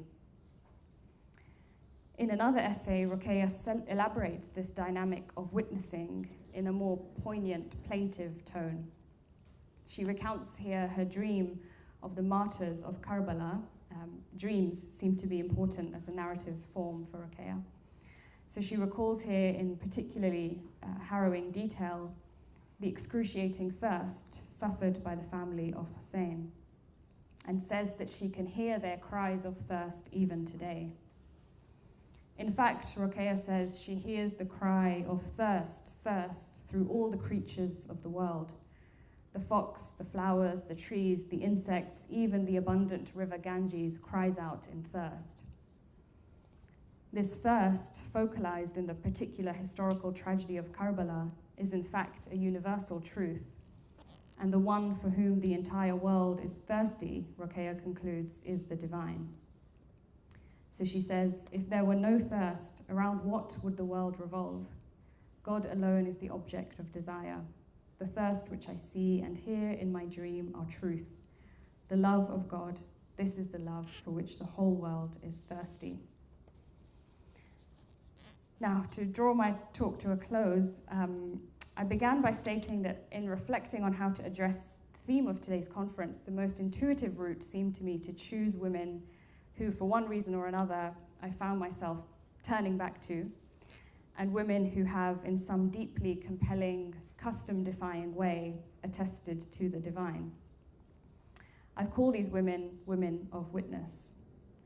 So I want to give the last word to a woman of witness of our own day, the Palestinian poet Heba Abu Nada, who was tragically martyred in an Israeli airstrike in October 2023. Hiba's poems pulsate with the necessity to go on speaking, to go on testifying, to go on witnessing, even from the pit of genocide. In one poem, she urges her heart never to renounce the task of love, never to withhold the gift of care, never to abandon the imperative of beauty. So the poem begins, and this is a translation.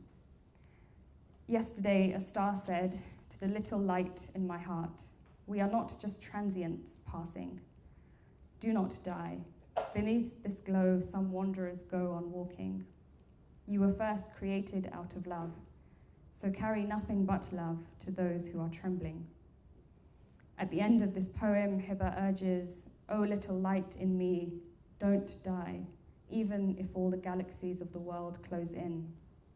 O little light in me, say, enter my heart in peace. All of you, come in." In another poem which echoes the resolute tenderness of a marriage vow, Hiba enfolds her homeland and its people in a robe of refuge, promising to shield the children from the rockets coursing overhead and the landscape from the poisons of militarism. Just 11 days before she died, Hiba wrote, "O God, we have no one but you. And we entrust Gaza and everything within her to God, the Guardian, the Almighty." Hiba's writings, for me, body forth those superlative traits of all our past and present women of witness. They are women whose lives weave a ceaseless conversation with their Lord, and whose words thus breathe the perfume of prayer. They are women who, with body and soul, have sought God in the very cracks and crevices of their worlds. Above all, they are women for whom the name, the presence, the face of the divine are no mere celestial or abstract metaphors, but are the unshakable ground of all their seeing, all their being, and all their meaning. Thank you.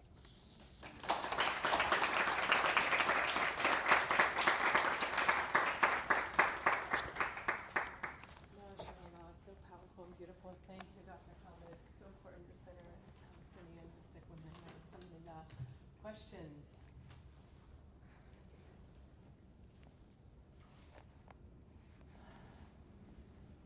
Was it that bad? People are too stumped to say no. Yes. Well, I'll make a comment.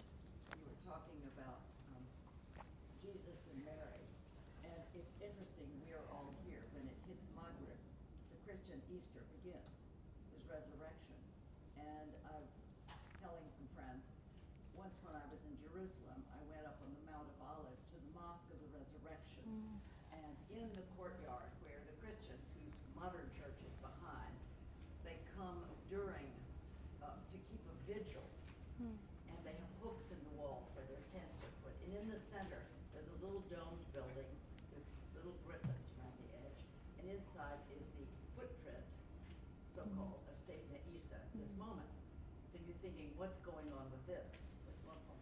Well, I was saying, I think last night, that in the Quran, when Sayyidina Isa alayhi salam is born, he can speak the moment through Mary and the tree, and he says, "Peace be upon the day I am born," Christmas, and peace be upon the day I am raised alive. And I've thought a lot about that, and all of the Anbiya and Awliya, they're there for us because they are examples of how we can be, in essence. So I was thinking, what could that mean? And I thought, we are all asked in this room to be raised while we're alive. All these Sufi women and Sufi men and everything else.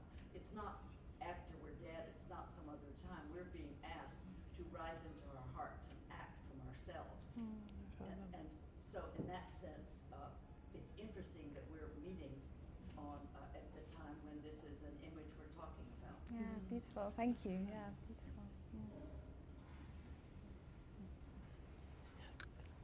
So I heard that you study about Tagore as well. Is there anything unique in the Bengali way of witnessing God? That I noticed that there's a lot of nature. Of course, Tagore was Hindu, but there's a very similar path to the Sufi path of witnessing. There's a lot of nature that's being used. Right. And I noticed the same thing when you were talking about this Bengali woman who witnesses, that there's also a lot of nature that's being used, the mountains, the rivers. Do you find anything unique in the Bengali? Yeah, actually, now that you say it, now I see it. But no, you're so right. I mean, and it's so local as well. It's so, like, Tagore will often make references to very local Bengali, very Bengali local places and spaces that he inhabited. But I think, at least, as far as I've come across in kind of the South Asian Sufi context, this is a common feature in local vernacular forms of poetry, that the local landscape is so heavily centered. You know, in the Punjabi Sufi context, it will be different, you know, based on the local landscape, it will be different things that are invoked. But the landscape is never just kind of a backdrop. It's always there, either like facilitating the message to the beloved. You know, so a common thing in Bengali poetry is the winds serve as messengers to the beloved. You know, so the poet is invoking the winds, please carry this message. You know, or the scent of the flowers becomes significant for that purpose. Or so so the kind of the surrounding environment is like gathered up, is, you know, not just kind of beautiful things to observe, but is, just so beautifully part of that unfolding story of connection with God. And obviously you can't separate that from the Quranic landscape, right, which is constantly referring to nature as a sign of God. I mean, that's so powerful. Like the sign of God is so, I mean, it's like God's signature, God's love letter, right? And so I think these Sufi poets, they're just reflecting their own Quranic inheritance, right? But in such local, vernacular ways, attentive to the world around them in, really beautiful ways. So the follow-up question, do you find any similarities with Tagore, who was Hindu, and who Oh, also yeah. witnessed with the Bengali woman Yeah. who's Muslim, Yeah. who's also witnessing? Yeah. I mean, so many similarities. And this, you know, Tagore and his connections with Islam is a whole other thing we could go down. But so many parallels. I mean, in terms of this, attentiveness to nature, but also this kind of like this attentiveness to the deep social and political needs of the moment, and connecting that to their metaphysics and devotion. Because, you know, Tagore, yes, he was a deep nature poet, and that's what he's often known for, at least in the West. But he was also a political activist. He also founded educational institutions, and he, you know, so his poetry and his writings they're just so capacious and so large.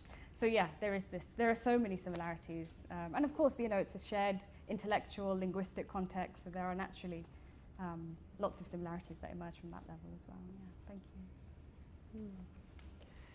Round of applause for Dr. Khalid.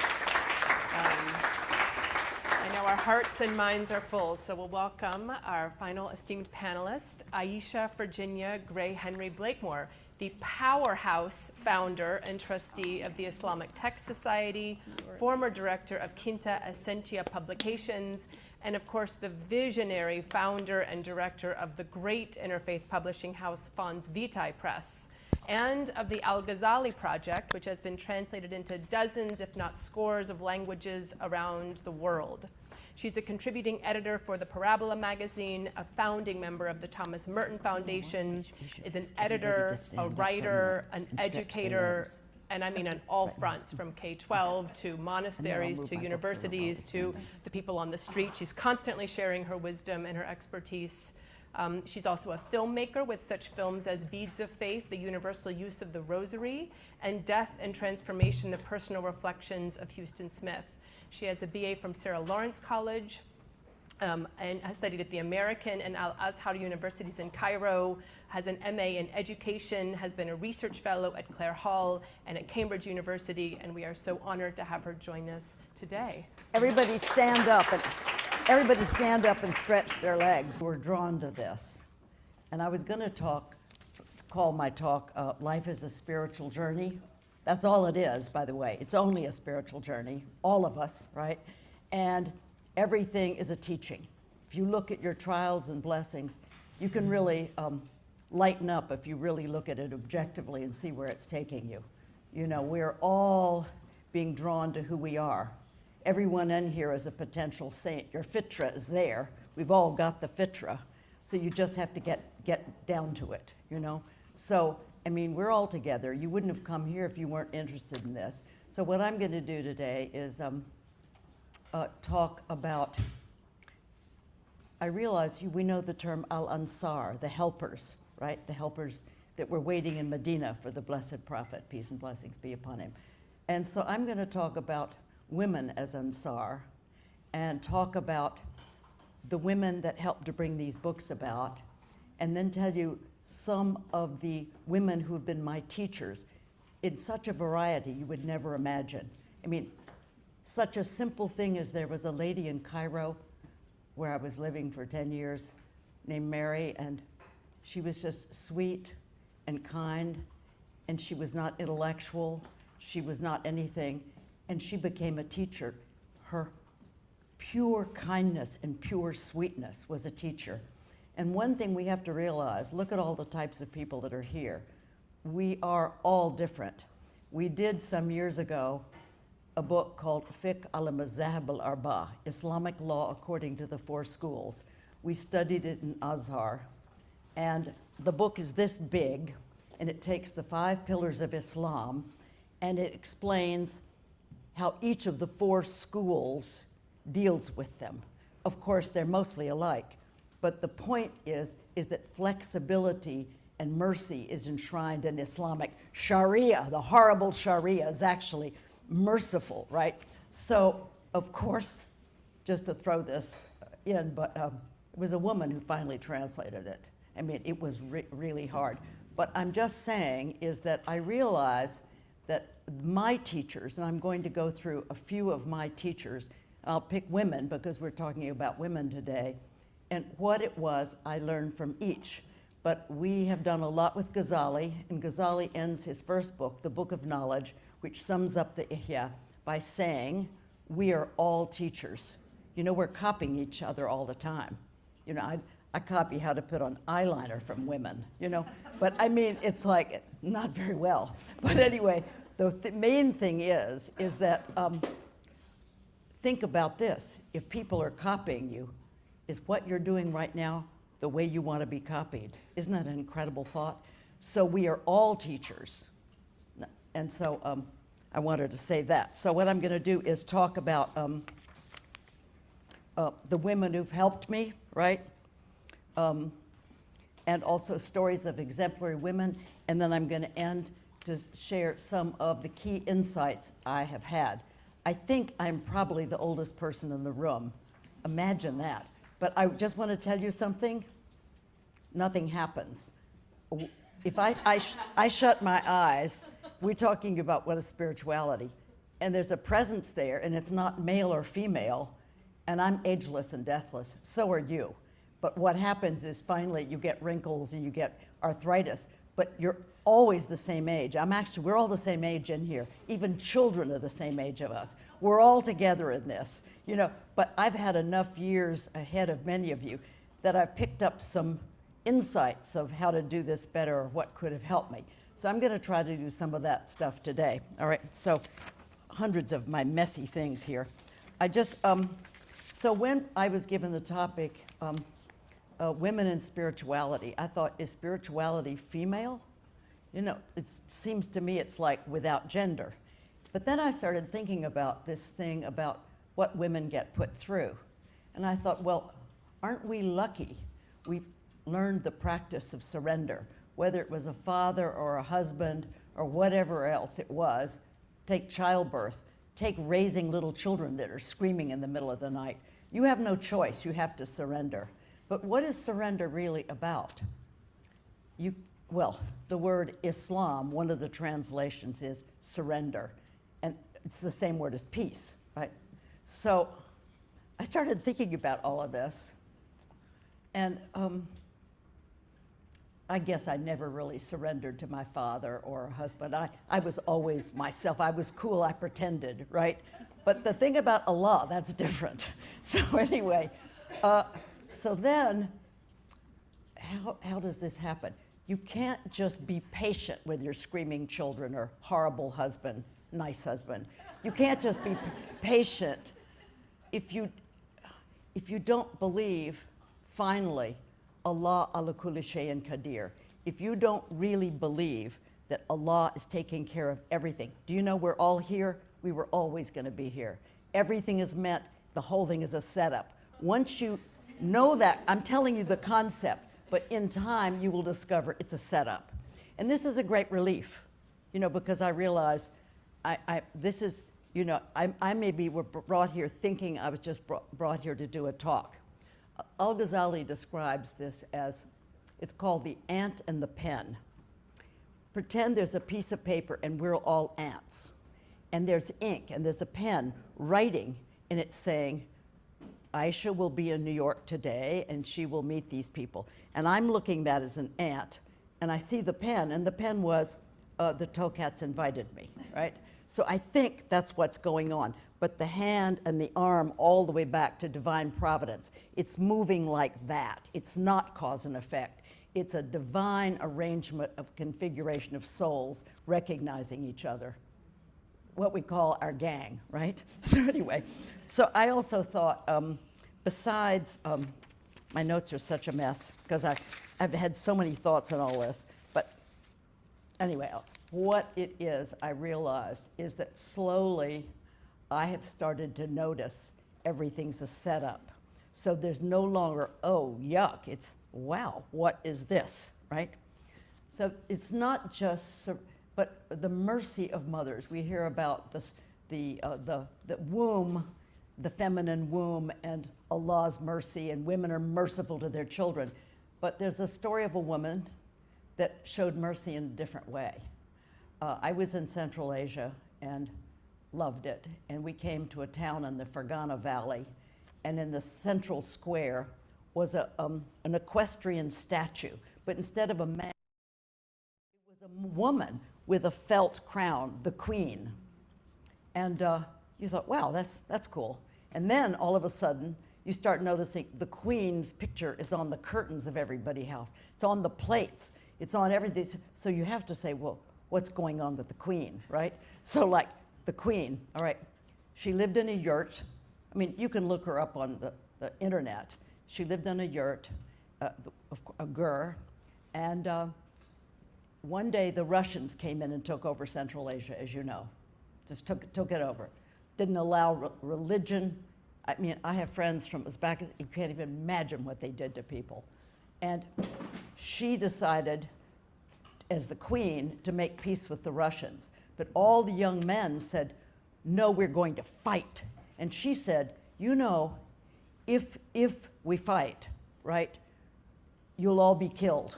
There are many of them and few of us. And so she made the peace treaty in the Russians. And then one night, her prince's son snuck out and he slew a Russian army officer and broke the peace treaty.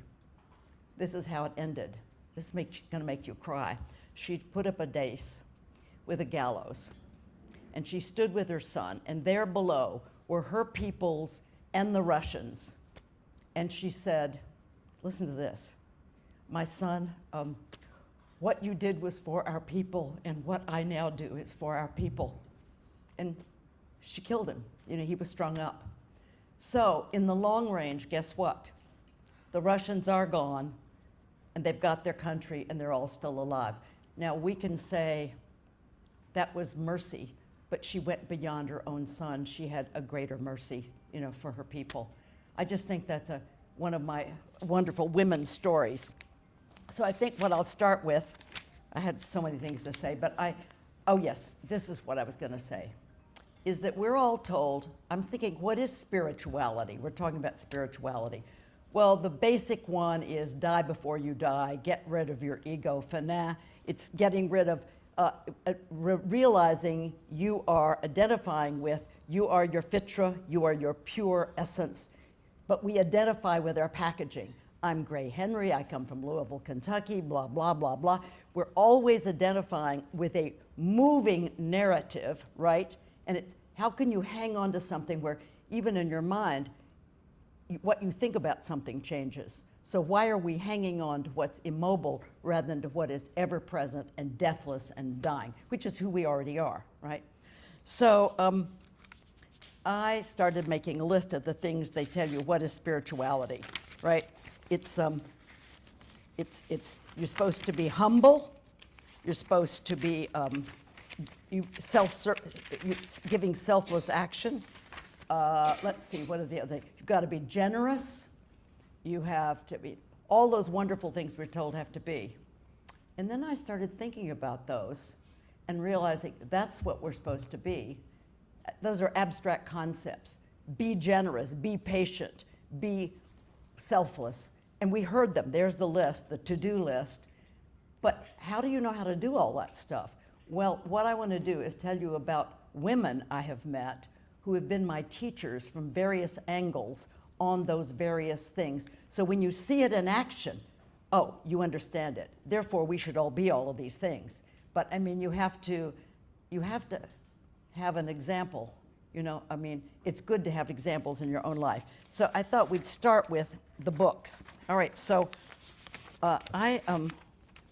you might wonder, how did this preppy from Louisville, Kentucky end up publishing Sufism, right? It's a good question. Well, what it is this, and this is true of everyone in the room, we are all drawn to who we are. We are all attracted. Everybody here came because they're attracted to something in this subject here. So that you can see, oh, I'm drawn to this, I've gone to this lecture, I didn't. See, if you observe what you love what you need, right? It's lucky you love what you need, you know? I've loved this stuff and I needed it, right? But everybody has a different thing. So watch the trajectory of your life. You all are just beginning. But finally, when you're at my end, you can look back and say, oh, I get the whole deal. But maybe at the beginning, you don't see where it's going. But see what you love. Do what you love because you'll be good at it and other people will love what you love. I mean, so anyway, about the books. So my friend Ruqayya Cornell has been mentioned twice, right? And the story of this book, Early Sufi Women, let me just show you something really beautiful. All right, how do you think we ended up with this book? All right, let's look at the scenario of my life, all right? I lived in New York in the 60s. I was a hippie. I did psychedelic movies and the light shows for Janis Joplin, but always drawn to God and oneness of being in the life of the spirit, all right? I married a Venezuelan film director, a Catholic, who loved saints. He read about the saints of North Africa, and so we became Muslim in New York in 1967 or something like that, and we sailed on a boat over to Morocco. We got off the boat, we were on a freighter, a Yugoslav, and we drove to Cairo, where we were going to have scholarships, supposedly from Al-Azhar. So in the process, I don't know how this relates to what I was about to, oh yeah. So we enjoyed living in Libya under King Idris, Allah yarhamu, meeting, I mean, I had thought Muslims were only Arabs. I didn't know they were Filipinos. We became totally Filipinized. I get it all. I get the Sultanate of Sulu and Zamboanga. I mean, the head of the Filipino Mujahideen, Nur Musawar, used to babysit for our daughter Hajar. We named her Hajar because we were Muhajirin. She was born in Libya. Delivered, not delivered, just happened. So then we reach Egypt and it's being bombed by Israel. They've taken the Suez Canal and the Sinai. And so we're in Egypt, and this was where we met Al-Islam. Never mind all the way across the desert, the people who took us in, gave us their best, you know, gave us their beds. Well, I had never seen it. There's no generosity like that in the West. So finally, we're in Egypt. And my husband taught at Azhar Spanish. He taught filmmaking. I taught kindergarten. We were nearly starving, but you discover something, that when you go down to nothing, nothing happens to you. Sleeping on mattresses on the floor. There's because of Israel, we had no oil, sugar, tea. And people would come and we would have lentils and little beans, and we'd sit and talk like this. Do you need anything after that? Actually, the lowest level of poverty, nothing happens to you because you've got this, what we're talking about. So then in the end, King Faisal, Allah yarhamu, died. And Farah was working for NBC television and went to the funeral of King Faisal. The humility of, he was just the next body in, just whoever died before. And so we started meeting a lot of people, including a lot of the Faisal family. And so there was a little teenage girl called Maha. And Maha is now grown up, but I've known Maha and her sister Reem since they were children, you know? So Maha ended up in Riyadh and working with the King Faisal Foundation. Now she's the head of it, right? And so I told her, I have this friend, Ruqayya Cornell, and she really, she's looking for this manuscript of As-Sulami. And this says Sulami died in 1084. And this is an appendix to, you were speaking about the Tabakata Sophia. This was an appendix to the category of I guess, Sufism. So Maha went into the vast library and she found the manuscript. Look at what it looks like. Can you imagine this? Right? So she made a photocopy for me. You're just seeing the female underpinnings of things. This is how it came to be. So anyway, so I brought it back, and Rokeya wrote an incredible introduction, and all of you seem to be mentioning this book. And I thought of the 84 women, I would read you what one of them said, just a paragraph. So we're going back to women before the 1000s. Isn't this interesting? Her name is Fatma al-Bardaiya, all right? Fatma used to live in Ardabil, a city in the Abbasid. Oh, this is not her speaking. She was one of the female Gnostics. And here's what she said. I heard Abul Hassan as-Salami say, a sheikh asked Fatma al-Bardaiya about the statement of the Prophet, peace and blessings be upon him, relating a saying from his Lord. I am the companion of the one who remembers me. After he had argued with her about the meaning of the tradition for some time, she said, no, complete remembrance of God means that you witness yourself being remembered by the one you are remembering while maintaining constant remembrance of him. Therefore, your remembrance is annihilated in remembrance of him, whereas his remembrance of you persists beyond place and time. We're listening to a woman in early Islam. I mean, isn't this amazing what you're listening to? I mean, this is quite something to think about. So then, and by the way, I'm now working with Maha on another book, and it's called The Akbar al-Nisa. And this is, again, written really early on. Let me see if I can find, you probably know what it is, the Akbar al-Nisa. It's women and their poetry. It's all the way back to the beginning of Islam, and it's this big, and they've taken the manuscript and finally put it in Arabic. So it's being translated right now. And this is going to be very exciting for everyone to have some of the great women poets in the very early years. And so what I'm saying is, I'm doing all this hanging out with Maha, right? We're all moving around doing these things together. And how could I manage without the setup of women being together, right?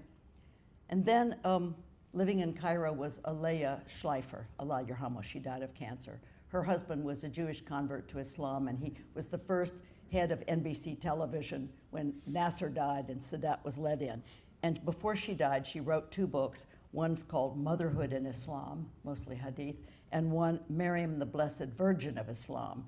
And I don't know whether this is finally true, but she said over 1,000 years, there were scholars, Muslim scholars, who considered that possibly Miriam was a prophet because she received revelation, in the Sayyidina Isa's revelation. And then I have my friend, Leila Kadavid. She was a high school student in Cairo at the American School. I was her, I taught her world religions when she was in the 10th grade, and she became a Muslim, and then she went to SOAS, and she's done the whole thing. Her husband is Argentinian. And she did this wonderful work on Fatma al-Yashratiyya that you all have been talking about. And this is how beautiful she was. Just so you see. She was, this is part of her autobiography, and she lived in a zawiya, Shazliya zawiya, in, I think it was in Damascus or Beirut. Beirut, Beirut, all right. So I'm just throwing out some little things coming along. Then we recently did this book for children always read children's books. Much quicker, much easier. Gives you. And so this was illustrated by a Turkish woman, and she said, called Outshine the Sun, 40 Muslim Women, starting with like Khadija, going all the way down. Our last one is a Palestinian shahid, right, woman, right? So she did the hard thing. You can't show anybody, but she did all the women, and she did a poem for each and gave a thing that you could do to copy their what they did. So I went straight, I looked through the book as I finally read it, and lo and behold, here is Mother Khadija Faisal from the Caribbean in the Bronx in New York. She's the one I took my shahada from. You know, humble little thing, a little paper with a golden sticker. I still have it, right? So then I looked, what we put at the very last one, we decided to end with the Palestinians, and I put the Palestinian flag, of course. I mean, her name was Heba Zagut. Any of you know? Was an artist from Gaza. She captured the beauty and character of her homeland, et cetera, and of course, she was killed in an airstrike. Another, Ruzana Najjar, a medic from Gaza, when the Palestinians protested. All of these women, Bisan Auda, so we were honoring these Palestinian women who have all been killed. And then there was a poem at the end, and I think for children, but this relates to all of us, all right? It says, you. The fate of thousands start with one. The smallest light outshines the sun. Go build on those who came before. Each obstacle is just a door. With his great grace, a path will clear. There is no roof, success is near. The coming lines are yours to write. Allah will make the future bright. So the fate of thousands start with one. One of you in this room can go and do something, and it will just go out forever. And I thought, isn't that a nice way to end a children's book? Then, I didn't bring any of her books. There's a woman called Demi. She is the #1 children's illustrator of the world. She just got $40,000 to do the book we did on the life of Abdul Qadir al-Jazairi, but not for me. I didn't raise that kind of money. But she is a saint, right? And I'm in love with her. And I've discovered I'm in love with light. People have different kinds of lights. So I called her up years ago to see if she would do a book for us, The Life of Al-Ghazali. And we talked, and I realized, well, she's really lovely. And so she did this beautiful book. And then I finally met her in Washington, D.C. They brought her to the Freer, and I was there. She has long yellow, she's my age, but she's like light pouring off of her. And she was from a very highborn family in Boston. Her great uncle designed the Metropolitan Museum of Art and the base for the Statue of Liberty. And her mother was a painter, you know, and she kept telling her mother, well, how do you paint? The mother said, it's all about light. And she's so full of light that I'm now bringing out a little film. She's written her whole life. She's gonna illustrate it in gold. And what I'm gonna do is not make it a book, because light won't go through a book, but make it kind of a film because when she's talking, she's shining, light is coming off of her. We all want to be that way. You know, I just had to throw that in. And of course, there's a book we're bringing out called Allah and the Feminine, and this is by Eric Joffrey. He's a Muslim professor at Strasbourg, and it's being translated from the French by Fatma K-Swit. I'm trying to pull women in here. And then the story of Jamal Noor, all right? I was in Istanbul one time, and I thought I may as well meet these people. I published their book on Rumi called The Kanan Rafai. It's called Listen. So we agreed on meeting at a restaurant. And you know, when you correspond with people and you've never met them, you have an image of what they look like. And I thought these were kind of old people, you know, me, these old people. You know, I had this thought. And so my husband and I were invited to dinner and there was this long table, and there were all these kids with yellow leather jackets and hair like this. They were all young, so we sat down, and I said, I've been really sad on this trip to Istanbul, to Turkey. I came with many friends, and the guides they gave us are all secular. They didn't point any of the divine things. They didn't take us to Mary's house and explain what it was. it's so horrible when you have tour guides forced on you that don't have an understanding of the sacred or divine. So I mentioned this, and they said, well, Kareem here, his mother's a living saint. And I just like, what? And he said, yeah, she is, and she's on television, and she's this. And I said, has she ever written anything? He said, well, yeah. And I said, well, it would be great to have it in English, right? You know, I mean, I'm looking for female saint stuff, you know, to publish. And so, so it sort of was left, and it was going to happen, and I don't know what. Then I was at home one day, and I had a call from my friend Omid Safi. He wasn't at Duke, he was at Chapel Hill, North Carolina. He said, Aisha, she's coming, Jamal Noor Sargat, to speak to the students. And I thought, you know, I have to go over because I have to see whether she's the real thing. So this is the teaching from her, all right? So I arrived, and then we met, and then she came out on the stage, and her English wasn't all that great, but that wasn't the teaching. What I saw was joy. She was happy. I will tell you, happiness is a teacher. Just nothing but happy. And like, I was so struck by this, and finally the book has come out. It's called Beauty and Light, Mystical Discourses by a Contemporary Female Sufi Master. But I'm not talking about a book, I'm talking about her presence. Her presence was the teacher. And once, listen to this, once I was in Istanbul and I thought, I'll go and see her. So I was taken over across the Bosporus or wherever, went to see her, and she told me in her kitchen, you see, you never forget what you need. My spiritual mentor, Martin Lings, said, when you're listening to a lecture, like you're hearing me or any, you take what you need. You know what you need, and it's part of where you're going. So she said the most amazing teaching. She said, you know, my father was constantly being put in prison or was in prison or something, you know, and so I complained to my mother, I'm so sad Dad is in prison. And you know what the mother said to her? You say, Alhamdulillah, he is getting to participate in the trial, right, of Sayyidina Yusuf, who was put into prison. And then I started realizing that all these exemplary people, all the Jobs and everybody else, if we are suffering, we could very well be participating in one of their trials. So isn't that a great way to look at trials? So that was what I learned from her.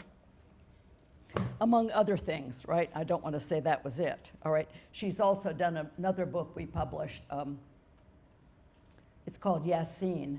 She sat with a group of very profound scholars for several years and took passages from some of the great saintly writers about the Surat al-Yasin, which is very important. I'm sorry to be so fast on all these things, but I want to show a lot, all right? So then another curious thing, and what I'm trying to say to you all of you saints here, right, is that it's embodied, I love this, in so many different forms, unexpected. It's not just someone sitting like this, right? So in the early 70s in Cairo, a woman called Eva de Vitre-Meyrovich came out to teach briefly at Azhar. She had had her doctorate from the Sorbonne, but she read Iqbal and got interested in Rumi, and she learned the Persian language and translated all of Rumi into French. All right, so that's Eva. So she came out, and like, she wasn't what you expected. This is what she looked like, right? She was kind of a little fat, and she had red hair, and she knitted, and she ate candy, and she had a little tight skirt, right? And right, so this is what Eva looked like, right? Well, are you kidding? You know, so I remember one night we were sitting in the living room and she was reading Rumi to us, and whenever it happened, a little spider in the couch came out and sat for the evening on the arm of the couch, you know, and then it retreated for the next night. But as she was saying, you and I and we, she took you to a point where you didn't know who was who anymore. So we made our first Hajj with Eva, and she brought a nun from Paris named Tahara, who we all made the Hajj together, the four of us with a Filipino friend. Quite a group, right? And so anyway, so Ava, we visited her for years in Paris and loved her. And then in the end she died, and her sons, who were doctors, never accepted the Islam part, so they buried her in Paris, right? But in the meantime, there's a wonderful lady called Catherine Branning who wrote a book called Ink of Light, and she took Ava's life in 12 or 8 stages and compared it against Rumi, and each chapter started with one of the positions of the Sema, right? Because Ava went through incredible things, nothing like what Rumi went through, you know, with the invasion, but it was big, and it was a dialogue across time, her and Rumi, right? And so then we published this book from lectures and things, what drew her to Islam, and about her teacher. Her teacher was a man called Louis Massignon. Massignon was a Catholic who had lost his faith. But when he worked with the Muslims in Algeria, his faith came back. And one of the beautiful stories that's in this book, I just want to show you how he looked. One of the stories in this book, this really got me, because Muslims are so generous, right? One day his wife came home and she said to him, "Where is your best suit?" He said, "Someone came by and they needed clothing." And she said, "But did you have to give your best suit?" And he said, "Don't we give our best?" And I find Muslims do that. I didn't grow up where people gave the best. You know, they didn't give their best. They gave something, right? But Muslims do that. And it's fantastic to see it in action, to see that level of generosity. So, anyway, oh, I didn't tell you the main thing. So then when she died and was buried in Paris, Essen Shalaby, who's a descendant, she's a descendant of Rumi, she set about bringing her body to be buried near Rumi, all right? So just at the last moment before the French cut off being exhumed, right? So Ava is buried within the site of Rumi's tomb, and I've been there with Essen and stood there. Ava loved cats, and there was a cat on her grave. And what I'm trying to tell you is, let's look at this lady with the little hairdo knitting and eating the candy, right? Allah let her be buried in face of Rumi. Who was she? So I'm just saying, people don't have to like have a certain look. It's every type. That was the point of this particular presentation here. And okay, now a very big deal. This is, oh, there's so much. Ibn Ata'Allah al-Iskandari. We've been talking about some of the great saints. And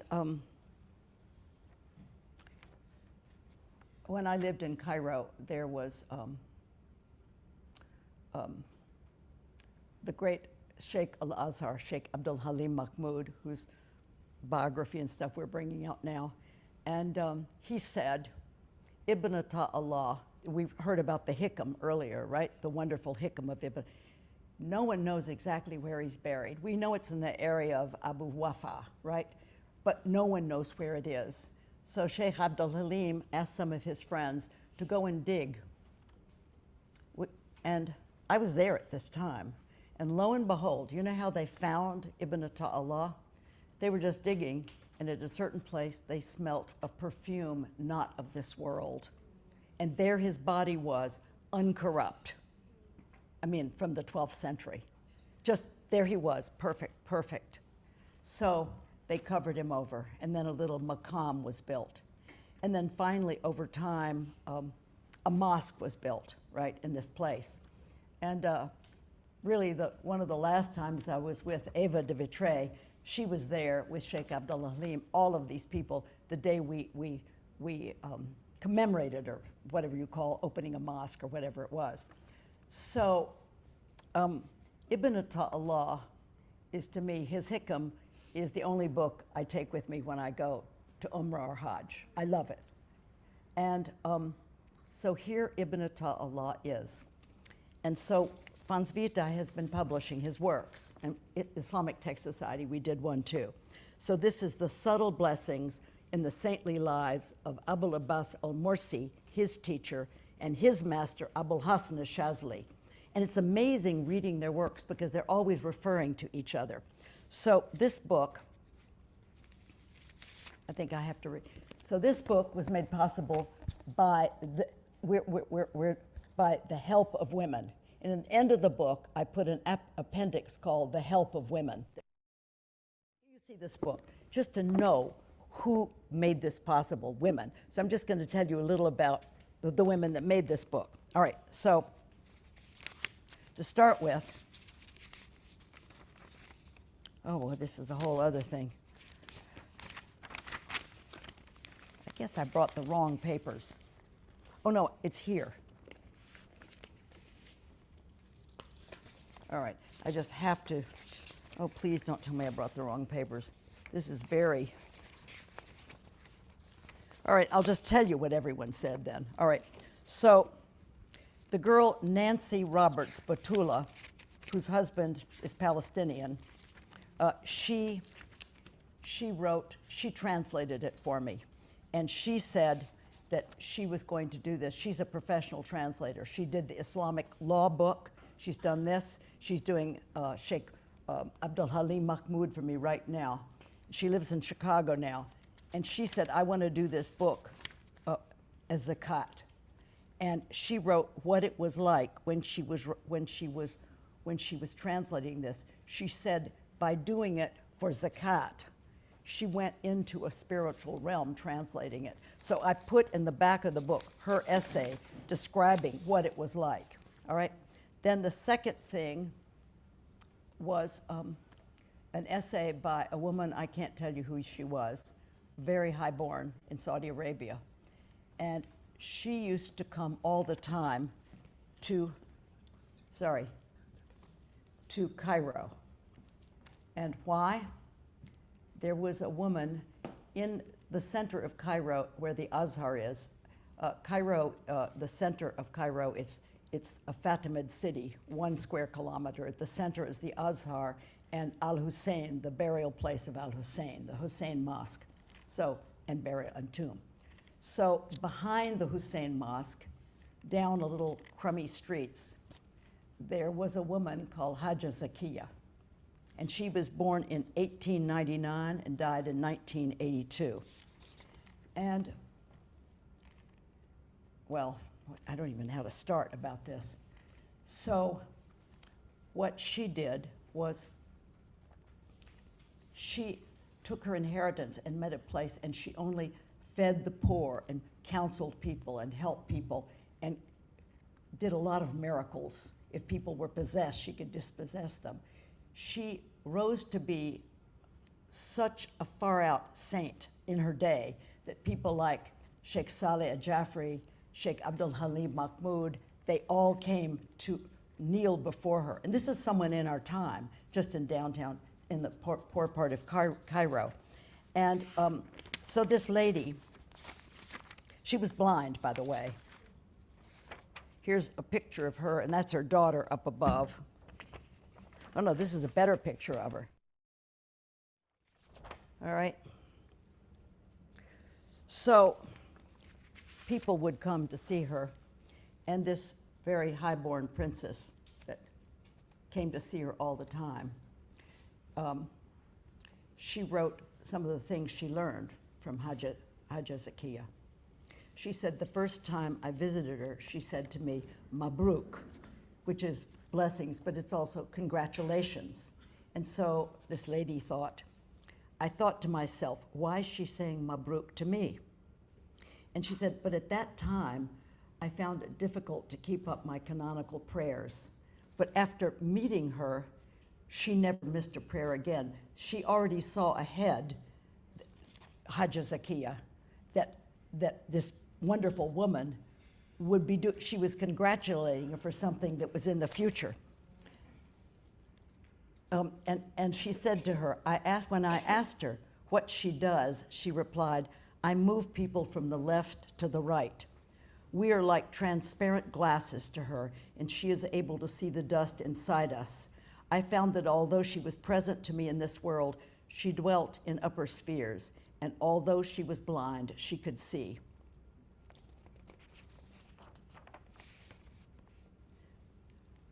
And this is interesting.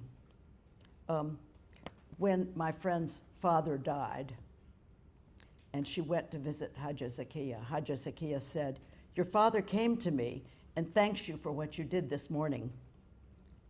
Hajja Zakiya herself never mourned for those who died, as she saw death as a door that simply opened onto another room. Death was an entrance, and Hajja Zakiya, though blind, could actually see. Now, this saintly woman used to go up to an area called Humaithra. Humaithra is, if you're in Luxor and go out to the Red Sea, it's very hard to get to in the desert. It's where Abul Hassan al-Shazali is buried. And by the way, again, Sheikh Abdul Halim Mahmud of Azhar, he had the little maqam, the place built where. But Hajja Zakiya, little thin blind lady, would take truckloads of food and clothes for the Bedouins. Nobody ever bothered with the Bedouins. They were outside of the reach of social services, whatever that is in Egypt, but there's some. So she took care of them and built homes and things for them. And she made 26 hajjas, this little blind lady, and 50 umrahs. And then she decided to make a last hajj, and she went up to Humaithra, where this great saint is buried. And then she simply said to some people there, I will be dead tomorrow. Would you please prepare everything? So they did, and she died. And my friend Leila Kadavid, the one who did the Fatma al-Yasratiya book, she has gone up, she and her husband, and slept in that little place. They just said it was ultimate. So much barakah. The reason I wanted to tell you this is that here is somebody.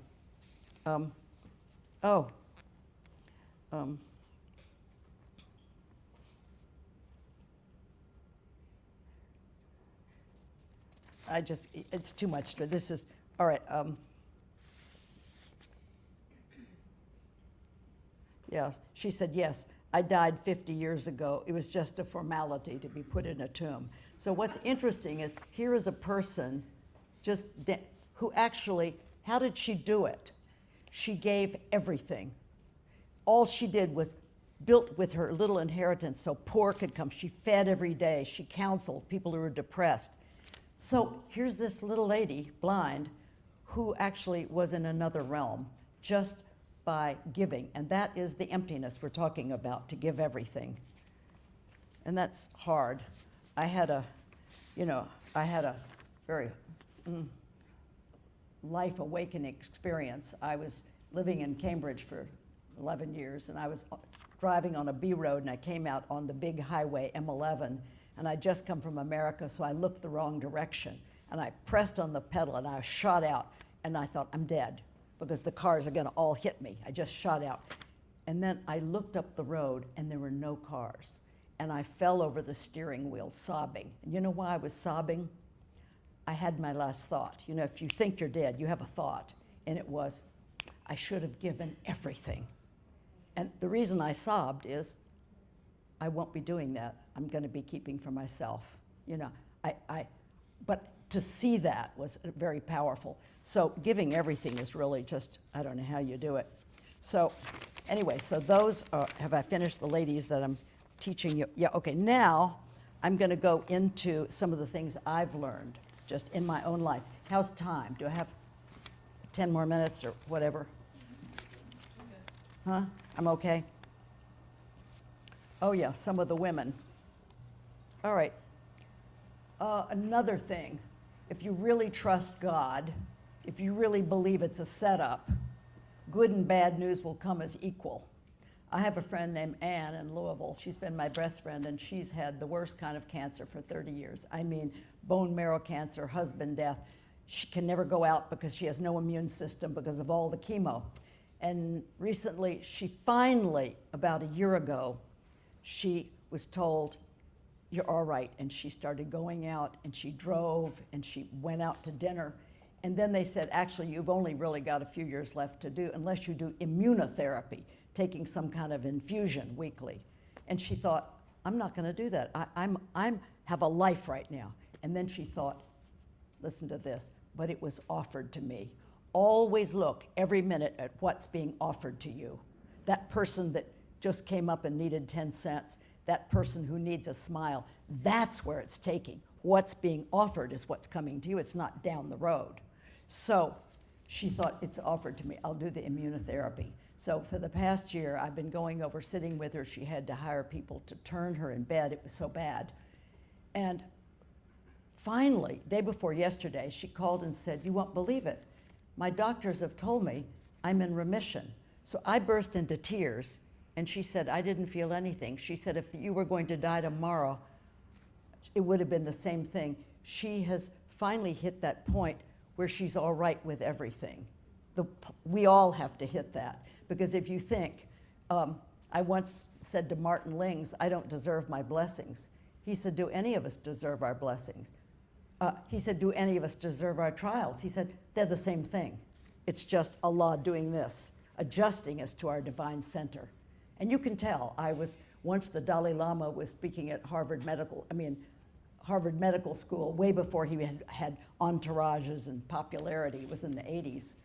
And the Dalai Lama said, talking about health, he said, disease is dis-ease. It's a stress. He said, I don't mean the stress you've lost your job and you're getting a divorce. He said, I mean the stress you feel all the time when you're not aligned with your fitra. You're always sick, right, about yourself because you're not 100% there. So then in Saudi Arabia, I mean, the people I've met, but I just want to tell you something that I've learned from Ghazali is that, you know, I'm just saying you have to look at the trajectory of your life. How did I go from Louisville to spending all this time with all these people all over the place? It's because, and Ghazali explains this, you can be humble, all of you, because he says, did you choose your parents? Did you pick when in time and space you were going to be alive right now? Did you give yourself your connections? Did you give yourself your skills? Look, each of us have a set of skills. We've all got a type of skills. We didn't give ourselves anything. Everything we are is literally on loan, and it's a trust. It's an amana. So you can be humble because you're nobody, okay? So that's a very good starting point, realizing you're nobody. I mean, I couldn't live without Ghazali, frankly. And so I was in Saudi Arabia once, a lot. And I had this friend, and she was the head of the women's university. She had her doctorate in law. And hated Sufism, hated Ghazali, right? I was totally in love with her flashing eyes, her talk, her purity. I mean, when she ran the university, she only did it because there was no one better. She'd come home, and all the people who need things, she'd bring them back home and just see to their needs, not just send them to people, see to their needs. And her children, as they grew up, they felt they never saw her, but they had the example of the mother that saw to everyone's needs. She would pick up the phone and say, Abdul Yumani, this person needs a visa, get it for him. And it was really powerful. And she was an amazing structure to me. I hid the fact I liked Sufism, right? As if she couldn't have guessed, right? But anyway, I was, and she died last year, Allah yarhamu, but I'm always going to be in love with her. Well, listen to this. So one day, she said, oh, my new little daughter, Sadiqa, she doesn't want to go to school, so I'm not going to send her to school. I mean, she can do Quran here at the house. I didn't go to school till I was 9 or 10. Well, I said, why not?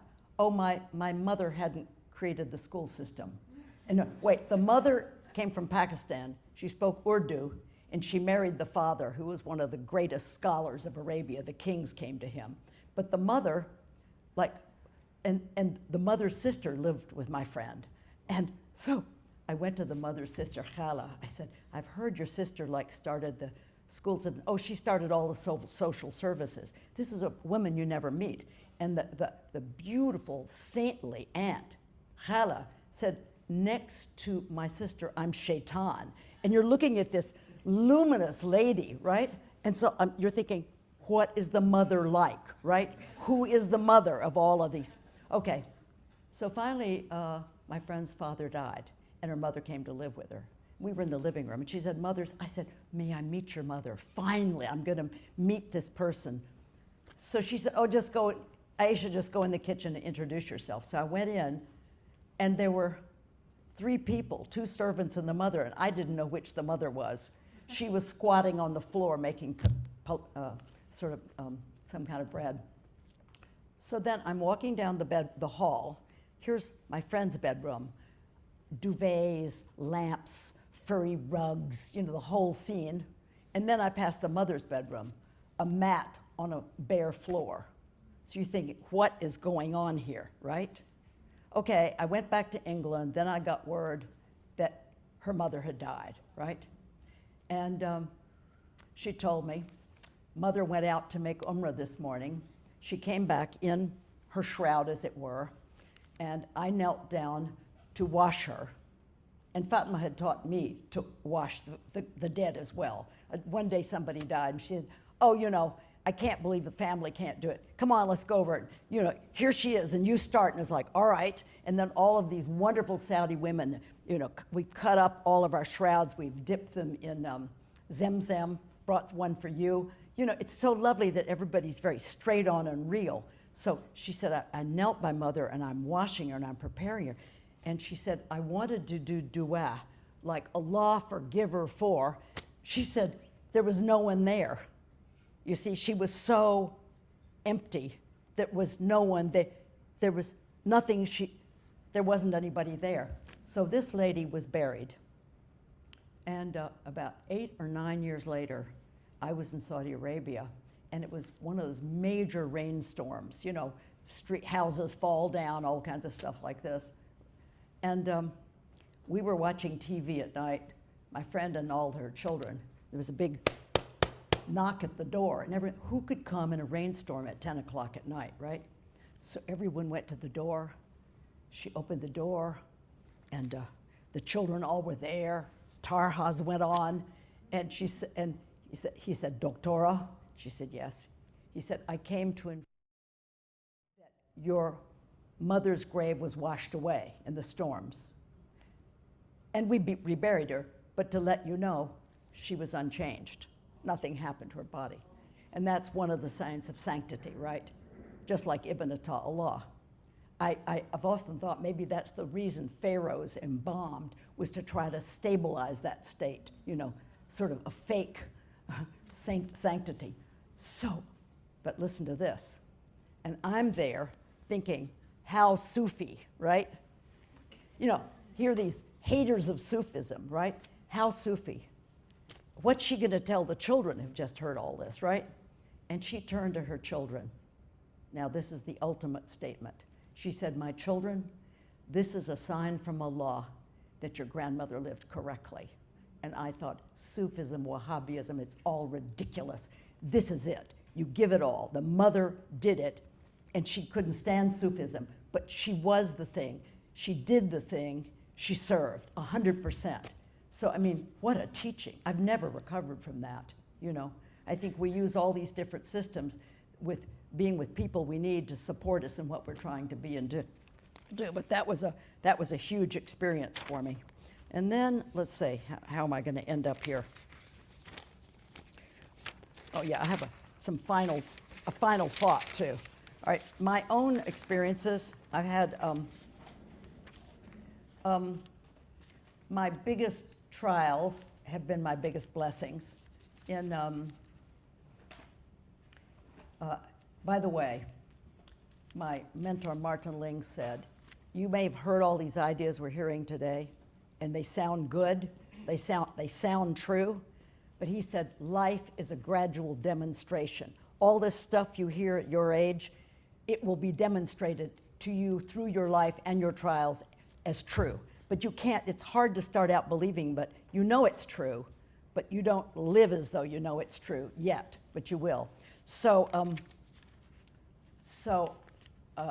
years ago, I'm with my husband in Louisville, Kentucky. I'm going to fly out to Cairo for Christmas, as my grandchildren are out there. Lots of hand luggage, lots of packages, last-minute stuff. Go out to the airport in Louisville, Kentucky. It's Louisville, Cincinnati, JFK, Cairo, right? Fine.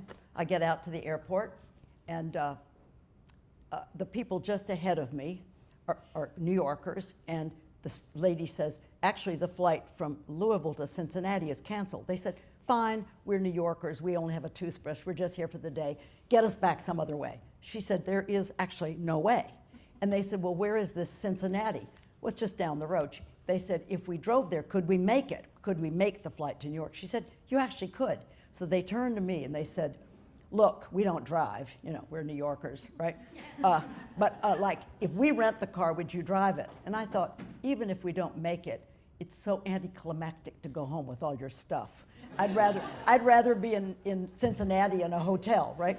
So we got the car, we got in, we got out to the point where it says 90 miles to Cincinnati, and the flight is in 2 hours. And I realized if I don't go 90 miles an hour, we're not going to make it. Now, I don't drive that fast. They sat in the back texting, and I just very calmly put the pedal up to here, 90. If the police get me, I'll pay the fine and, you know, the whole thing. But I thought, as long as I'm going to do this, let me give it a shot, right? Okay, so pressed it up. We screeched into the airport. They jumped out and ran. I didn't even return the car. I gave $20 to just anybody right where you check in and said, return the car. I just left. I ran in with I have a suitcase and packages. So I go in and I go up to the desk, and they said, oh, we're sorry, madam, but you're too late for that flight. And so I called my husband and said, I'm going to stay in Cincinnati, and it's the same flight tomorrow to New York and on to Cairo, same thing. So then they said, madame, and I said, yes. They said, that flight to New York is delayed, and we can get all your stuff on it, and we can transfer you all the way to Cairo. So when I got on the plane, there was the horrible couple that abandoned me. And so they went like this. So they said, look, we're sorry. We have a limousine at JFK, drive you around to your terminal, which they did. My terminal by now is dark. So I started running with the stuff. You know, I knew where the gate was. The kind of running where your lungs are tearing out, you know, that one, the tear out lung feeling. I'm running with all the junk. And then I go down the chute to the airplane. I've just pulled out the wheelchairs, and they're trying to pull the door shut. I said, I'm on that flight. They said, oh, no, you're not.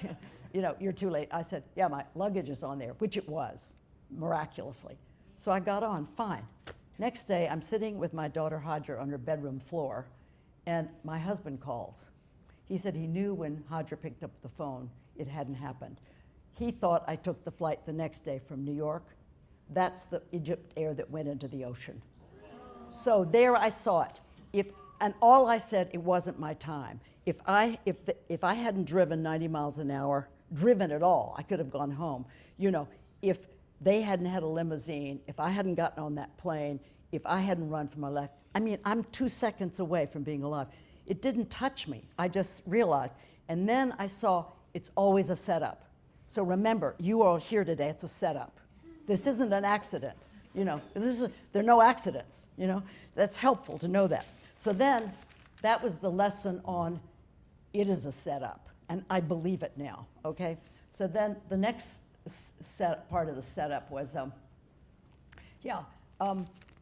I was living in Cambridge doing the Islamic Tech Society, overdid it, whatever. One night I got into bed, my husband was traveling, and I reached over to turn out the light, and my arm wouldn't go. And I realized, wait, I'm paralyzed from the neck to the waist. I thought if I sneeze, my lungs will rip out. So I just lay there. In the morning, I got up and I went and I realized I can't brush my teeth, I can't comb my hair. So I walked downstairs and drove our car over to this little, it's called a surgery. Those are doctors' offices in the villages in England.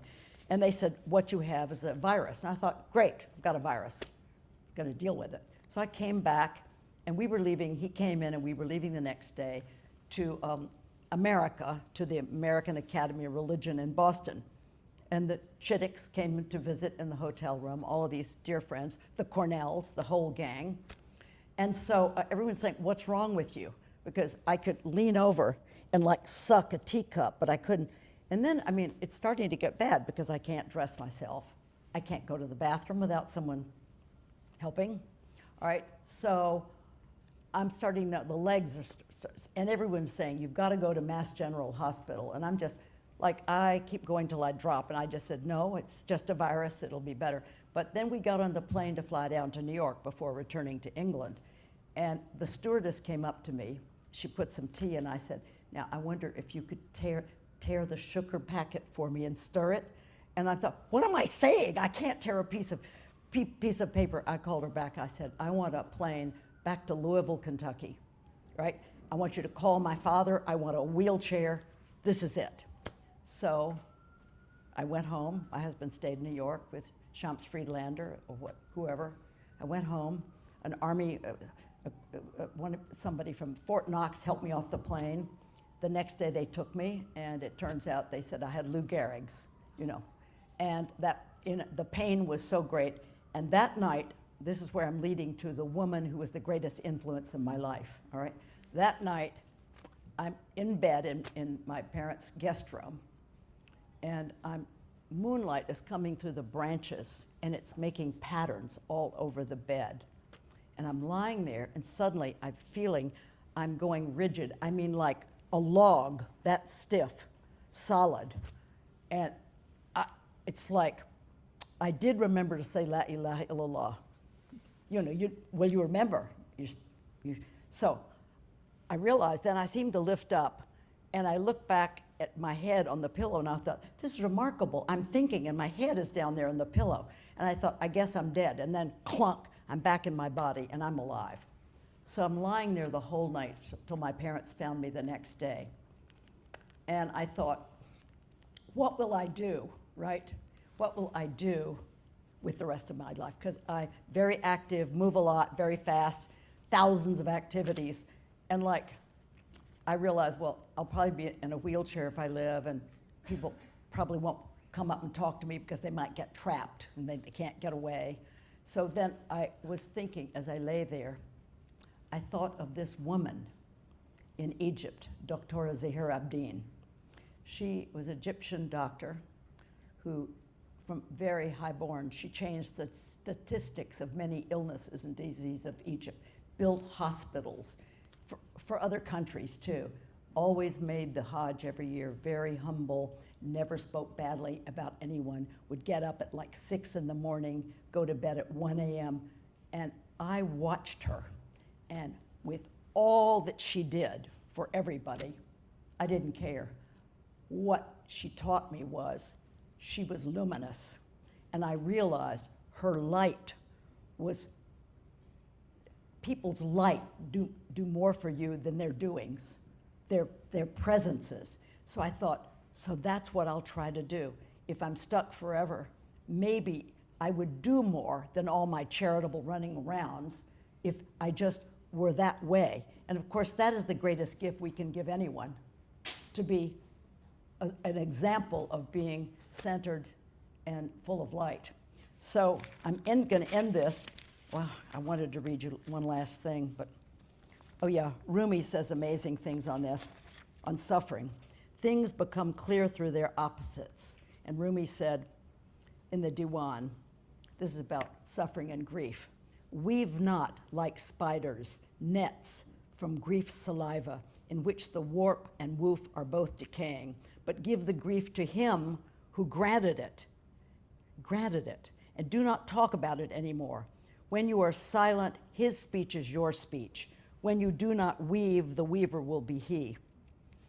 And I mean, Rumi has helped me so much. It's just amazing. And then this great thing about suffering, he said, when someone beats a rug with a stick, he's not beating the rug. His aim is to get rid of the dust. Your inward is filled with dust from the veil of I-ness, right? And that dust will not leave at once. So the rug beating that we all go through in our lives is really to get the dust out. So then, all right. oh, how did that end? So finally, I was brought back to England. I sat every day. I couldn't do anything, but I could see. People came and go and complained about this and that. I tell you, if you can move without pain, you actually, it's a foretaste of paradise. Once you get something in your eye, your whole life is over. So if you can move right now without pain, it's the best thing in the world. So in the end, my husband took me out to Saudi Arabia in my wheelchair to make Umrah or something, and they said, ask Allah to take it away. I said, I can't, because it turned out I had Guillain-Barré, which is a shutting down of the nervous, and I didn't have Lou Gehrig's, because I'm here, right? So I was asked to speak at the Women's University in my wheelchair about suffering or trials, and I had this total revelation. I'm sitting in my wheelchair, and I talked about the hadith that the Prophet, peace and blessings be upon him, told a Bedouin with a terrible pain, a headache, actually, suffering is to purify us, right?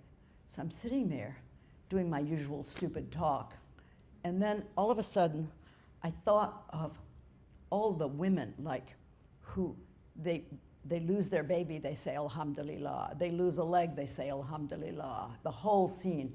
So I think, what are they saying? Because we're always saying Alhamdulillah. What they're saying, Alhamdulillah, is thank you for this opportunity to purify. Now, suddenly I realized I loved my paralysis. I was given not just a broken leg, but everything taken from me, my life. So I suddenly loved my situation, because it was a big opportunity to purify. And you know what happened the second I had that thought? The fingers started coming undone. There it is, right? The whole thing was spiritual. It is a spiritual journey. And the last thing I will read to you is, later I had a terrible heart problem. I forget what year. And really bad. And the doctor said, tomorrow morning we're going to have to operate. This is like 1994. Because the blood was getting out every time the heart beat, and I said, I'm not free tomorrow. And I said, I have a wedding in Santa Fe. He said, well, you can't do that because you can't take altitude. You can't do Santa Fe, much less an airplane. And I said, well, if I'm alive in a week, I'll come in. And but of course, I was being drawn to something. Remember, if you insist, if you're pulled towards something good, right? I got on that plane with my little bag. I was so frail, I couldn't turn the pages of a book. I just held on for dear life. And then when I got there, the bride and groom, they'd put me up with some friends, but they said, we had booked a room for you out in the desert, near the Desert Museum, and you would have been in a hut. And then now I'm gonna stay with their friends. So I said, I'll take the hut, right? So then I'm out in the hut, okay? A little hut, all right? And next morning I woke up, and it was an amazing day, right? And now you're gonna hear what the trajectory was to make me go to the hut, all right? So I woke up, and it was autumn, and there were all the autumnal leaves. Everything was like golden, beautiful like this. So I thought, I'm very frail. Like, I just put on my sweatshirt, and I'll just walk out a little bit and just sit down and look at the mountains and look at the trees. So I walked out. Gosh, it makes me cry. I was surrendered. I'd given up, right? And I sat down on the ground, and I wrote what it was, right? In all faith traditions, we are asked to surrender, but I think that must be impossible to do, because we always have an agenda at some level. But as I began to sit down, I got surrendered, was surrendered. Time simply stopped. There I was sitting in what can only be described as Sat Chitananda. That's being, consciousness, bliss, right? What we are living in is divine beauty. It is actually true. God is love. I thought, God is love. I mean, I have heard it a million times how trite that is. I mean, just God is love, right? So all of a sudden, it is love, right? So God is love. In an utter reverence and joy that I had never known, my hardened heart began to melt from relief of being away from me. In fact, my whole sweatshirt got wet from the tears, just because it was such a relief to let go. I could finally see tears of relief completely wet my blue sweatshirt as waves of myself subsided into the sea of my real self. Although I had a body, it seemed cool and I couldn't really feel it. Somehow, through my eyes, I could see an earthly glory, right? We're missing, we're veiled. You have no idea what's going on out there. We just can't see it. And an earthly glory about me. Nature's unveiled paradisal archetypes were shining through. But what was really going on was that part within my heart that participates in God was recognizing itself. Somehow itself was recognizing itself. It just, there is no time. There is no duality. There is no past or future, no male or female, no birth, no death, no Islam, no Buddhism. There is nothing but divine reality, La ilaha illallah. And it's all there is, and it's all I want. It's everything and yet nothing. The eternal now, I belong here forever. I am from here. It is the true me, even if I forget it. And I've forgotten it. But, no, but I'm glad I wrote it. And I will close with what Hamza Yusuf said the other day, which really struck me. He was doing a Zaytuna talk with Harun Sujic. So I put it on, and he said something I've heard 2,000 times. It didn't touch me. So he said, oh, by the way, he said there's a hadith that says that when we die, that you never go beyond the age 33, just so you know that. Isn't that interesting? Jesus' age, actually. All right, so he's giving a speech, his Zaytuna speech, and he said, the one regret we're going to have, right, in our lives when we die is how much we forgot Allah and that we didn't have a spiritual practice. And I heard him saying that. And then I realized, guess what? I know how to remember Allah all the time, and I know what my spiritual practice is. Our daily lives are spiritual practices. It's who you meet every day in front of you, right? And I think I'm now at the point where I'm realizing that everything is a setup, you know. So that's making me be present to the person in front of me, you see. I don't know how to explain this. So it's like every moment in front of us from this moment on is not just a teaching, it's an opportunity. And if you start seeing everything going on all day long that way, you're not forgetting Allah, right? You're seeing what He's doing in your lives, you know? And two last things. In the Bosnian War, I was working in camps and I was hugging this woman whose sons had been killed and her husband, sobbing in Bosnian, and I thought, God, I'm going to leave here and fly back to Kentucky, and I'm leaving them like this. I thought, what is the meaning of life? It's got to be the same for everybody. It can't be a king and a peasant have a different meaning. It can't be the stock market crashes and reality changes. What is it that can't be taken away from us, that a stock market or death or illness, what can't be taken away is the opportunity of every single moment to actually be awake. And then I was in, I was going to show you one last thing. I was in Morocco once, and my daughter went off to buy in Fez some nail polish. And I'm standing there, and there's a man right there making gravestones, you know, carving them out on pieces of marble. And she was taking time, and I went over and said, how much does it cost, and how long would it take to have one made? And I thought, well, I'll just get it done, right? So he put Bismillah in Arabic, you know, in Kentucky, where am I going to get this, right? And then he put, my name, Virginia Gray Henry, and then he wrote Aisha Abdullah, and then at the bottom he put my favorite ayah from the Quran, which is Wasjud Waqtariba, bow down and draw near. So the nearer you are, the lower you are, right? Again, back to the theme of being nothing. So my daughter came back and she said, "What are you doing?" And I said, "Just getting my gravestone." She said, you didn't think we were going to get you one?" I said, "It's not that. It's just I'm here." So my friend Abdul Latif Salazar, we went to meet them, and he said, "Never leave home without one." And then, and this is how I end my talk. That night we were going out to a hillock outside of Fez to visit the tomb of some saint, right? So we drove out and we went up the back of the mountain and we came out and the sun was setting and there was Fez. And there was a grave and it was just rocks like this. I took a picture of myself there, someone did. And there was no name. Here I am, I've just had a gravestone made with my name, and his grave, the saint, didn't have any name on it. It was just stones going around, you know. So, like, I'm trying to give it a good shot, but it's really hard, this whole process. Amen. Okay.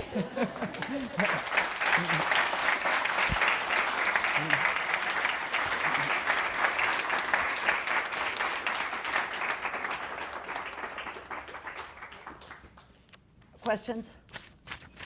Nothing more to say. No. Oh, one more thing to say. Oh no, this is the most important of all.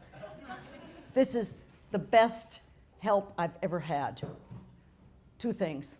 In this Ghazali series that the Tokats are helping make possible, right?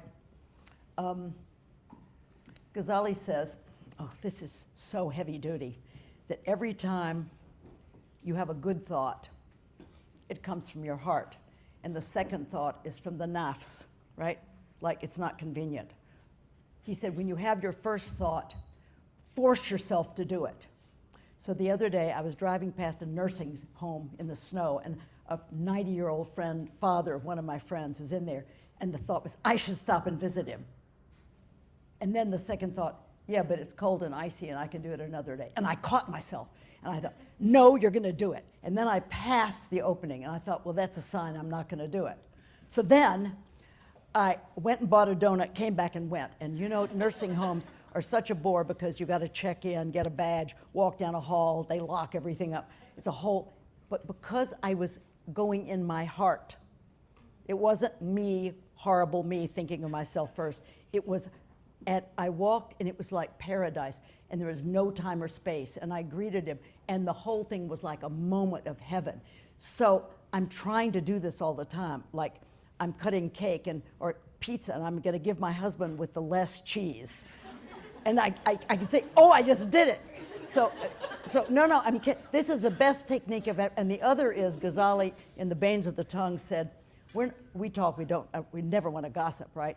We don't want to eat people's flesh. Oh, but Ghazali pointed out, and I called my little granddaughter Medina and told her, I said, Medina, did you know Ghazali?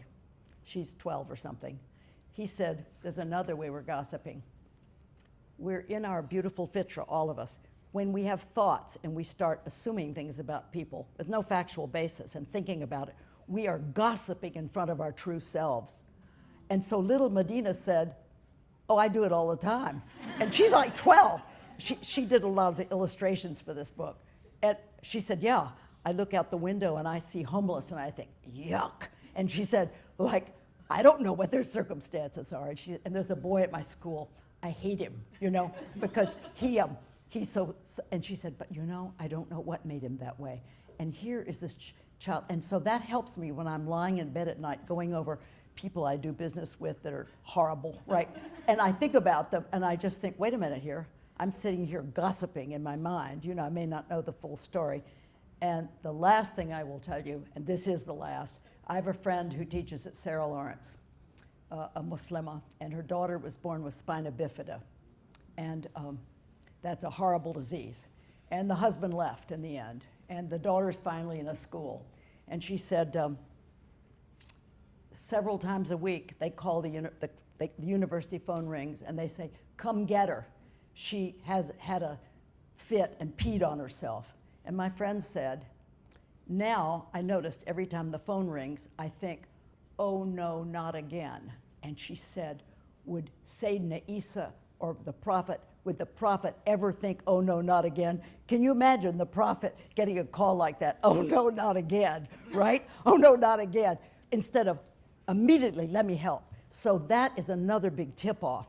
That's the secondary thought of it's not convenient to me, whereas you can be the prophetic norm. I'm just giving you hints, things that are helping me to remember, because you don't remember to be good, you know? So, finished.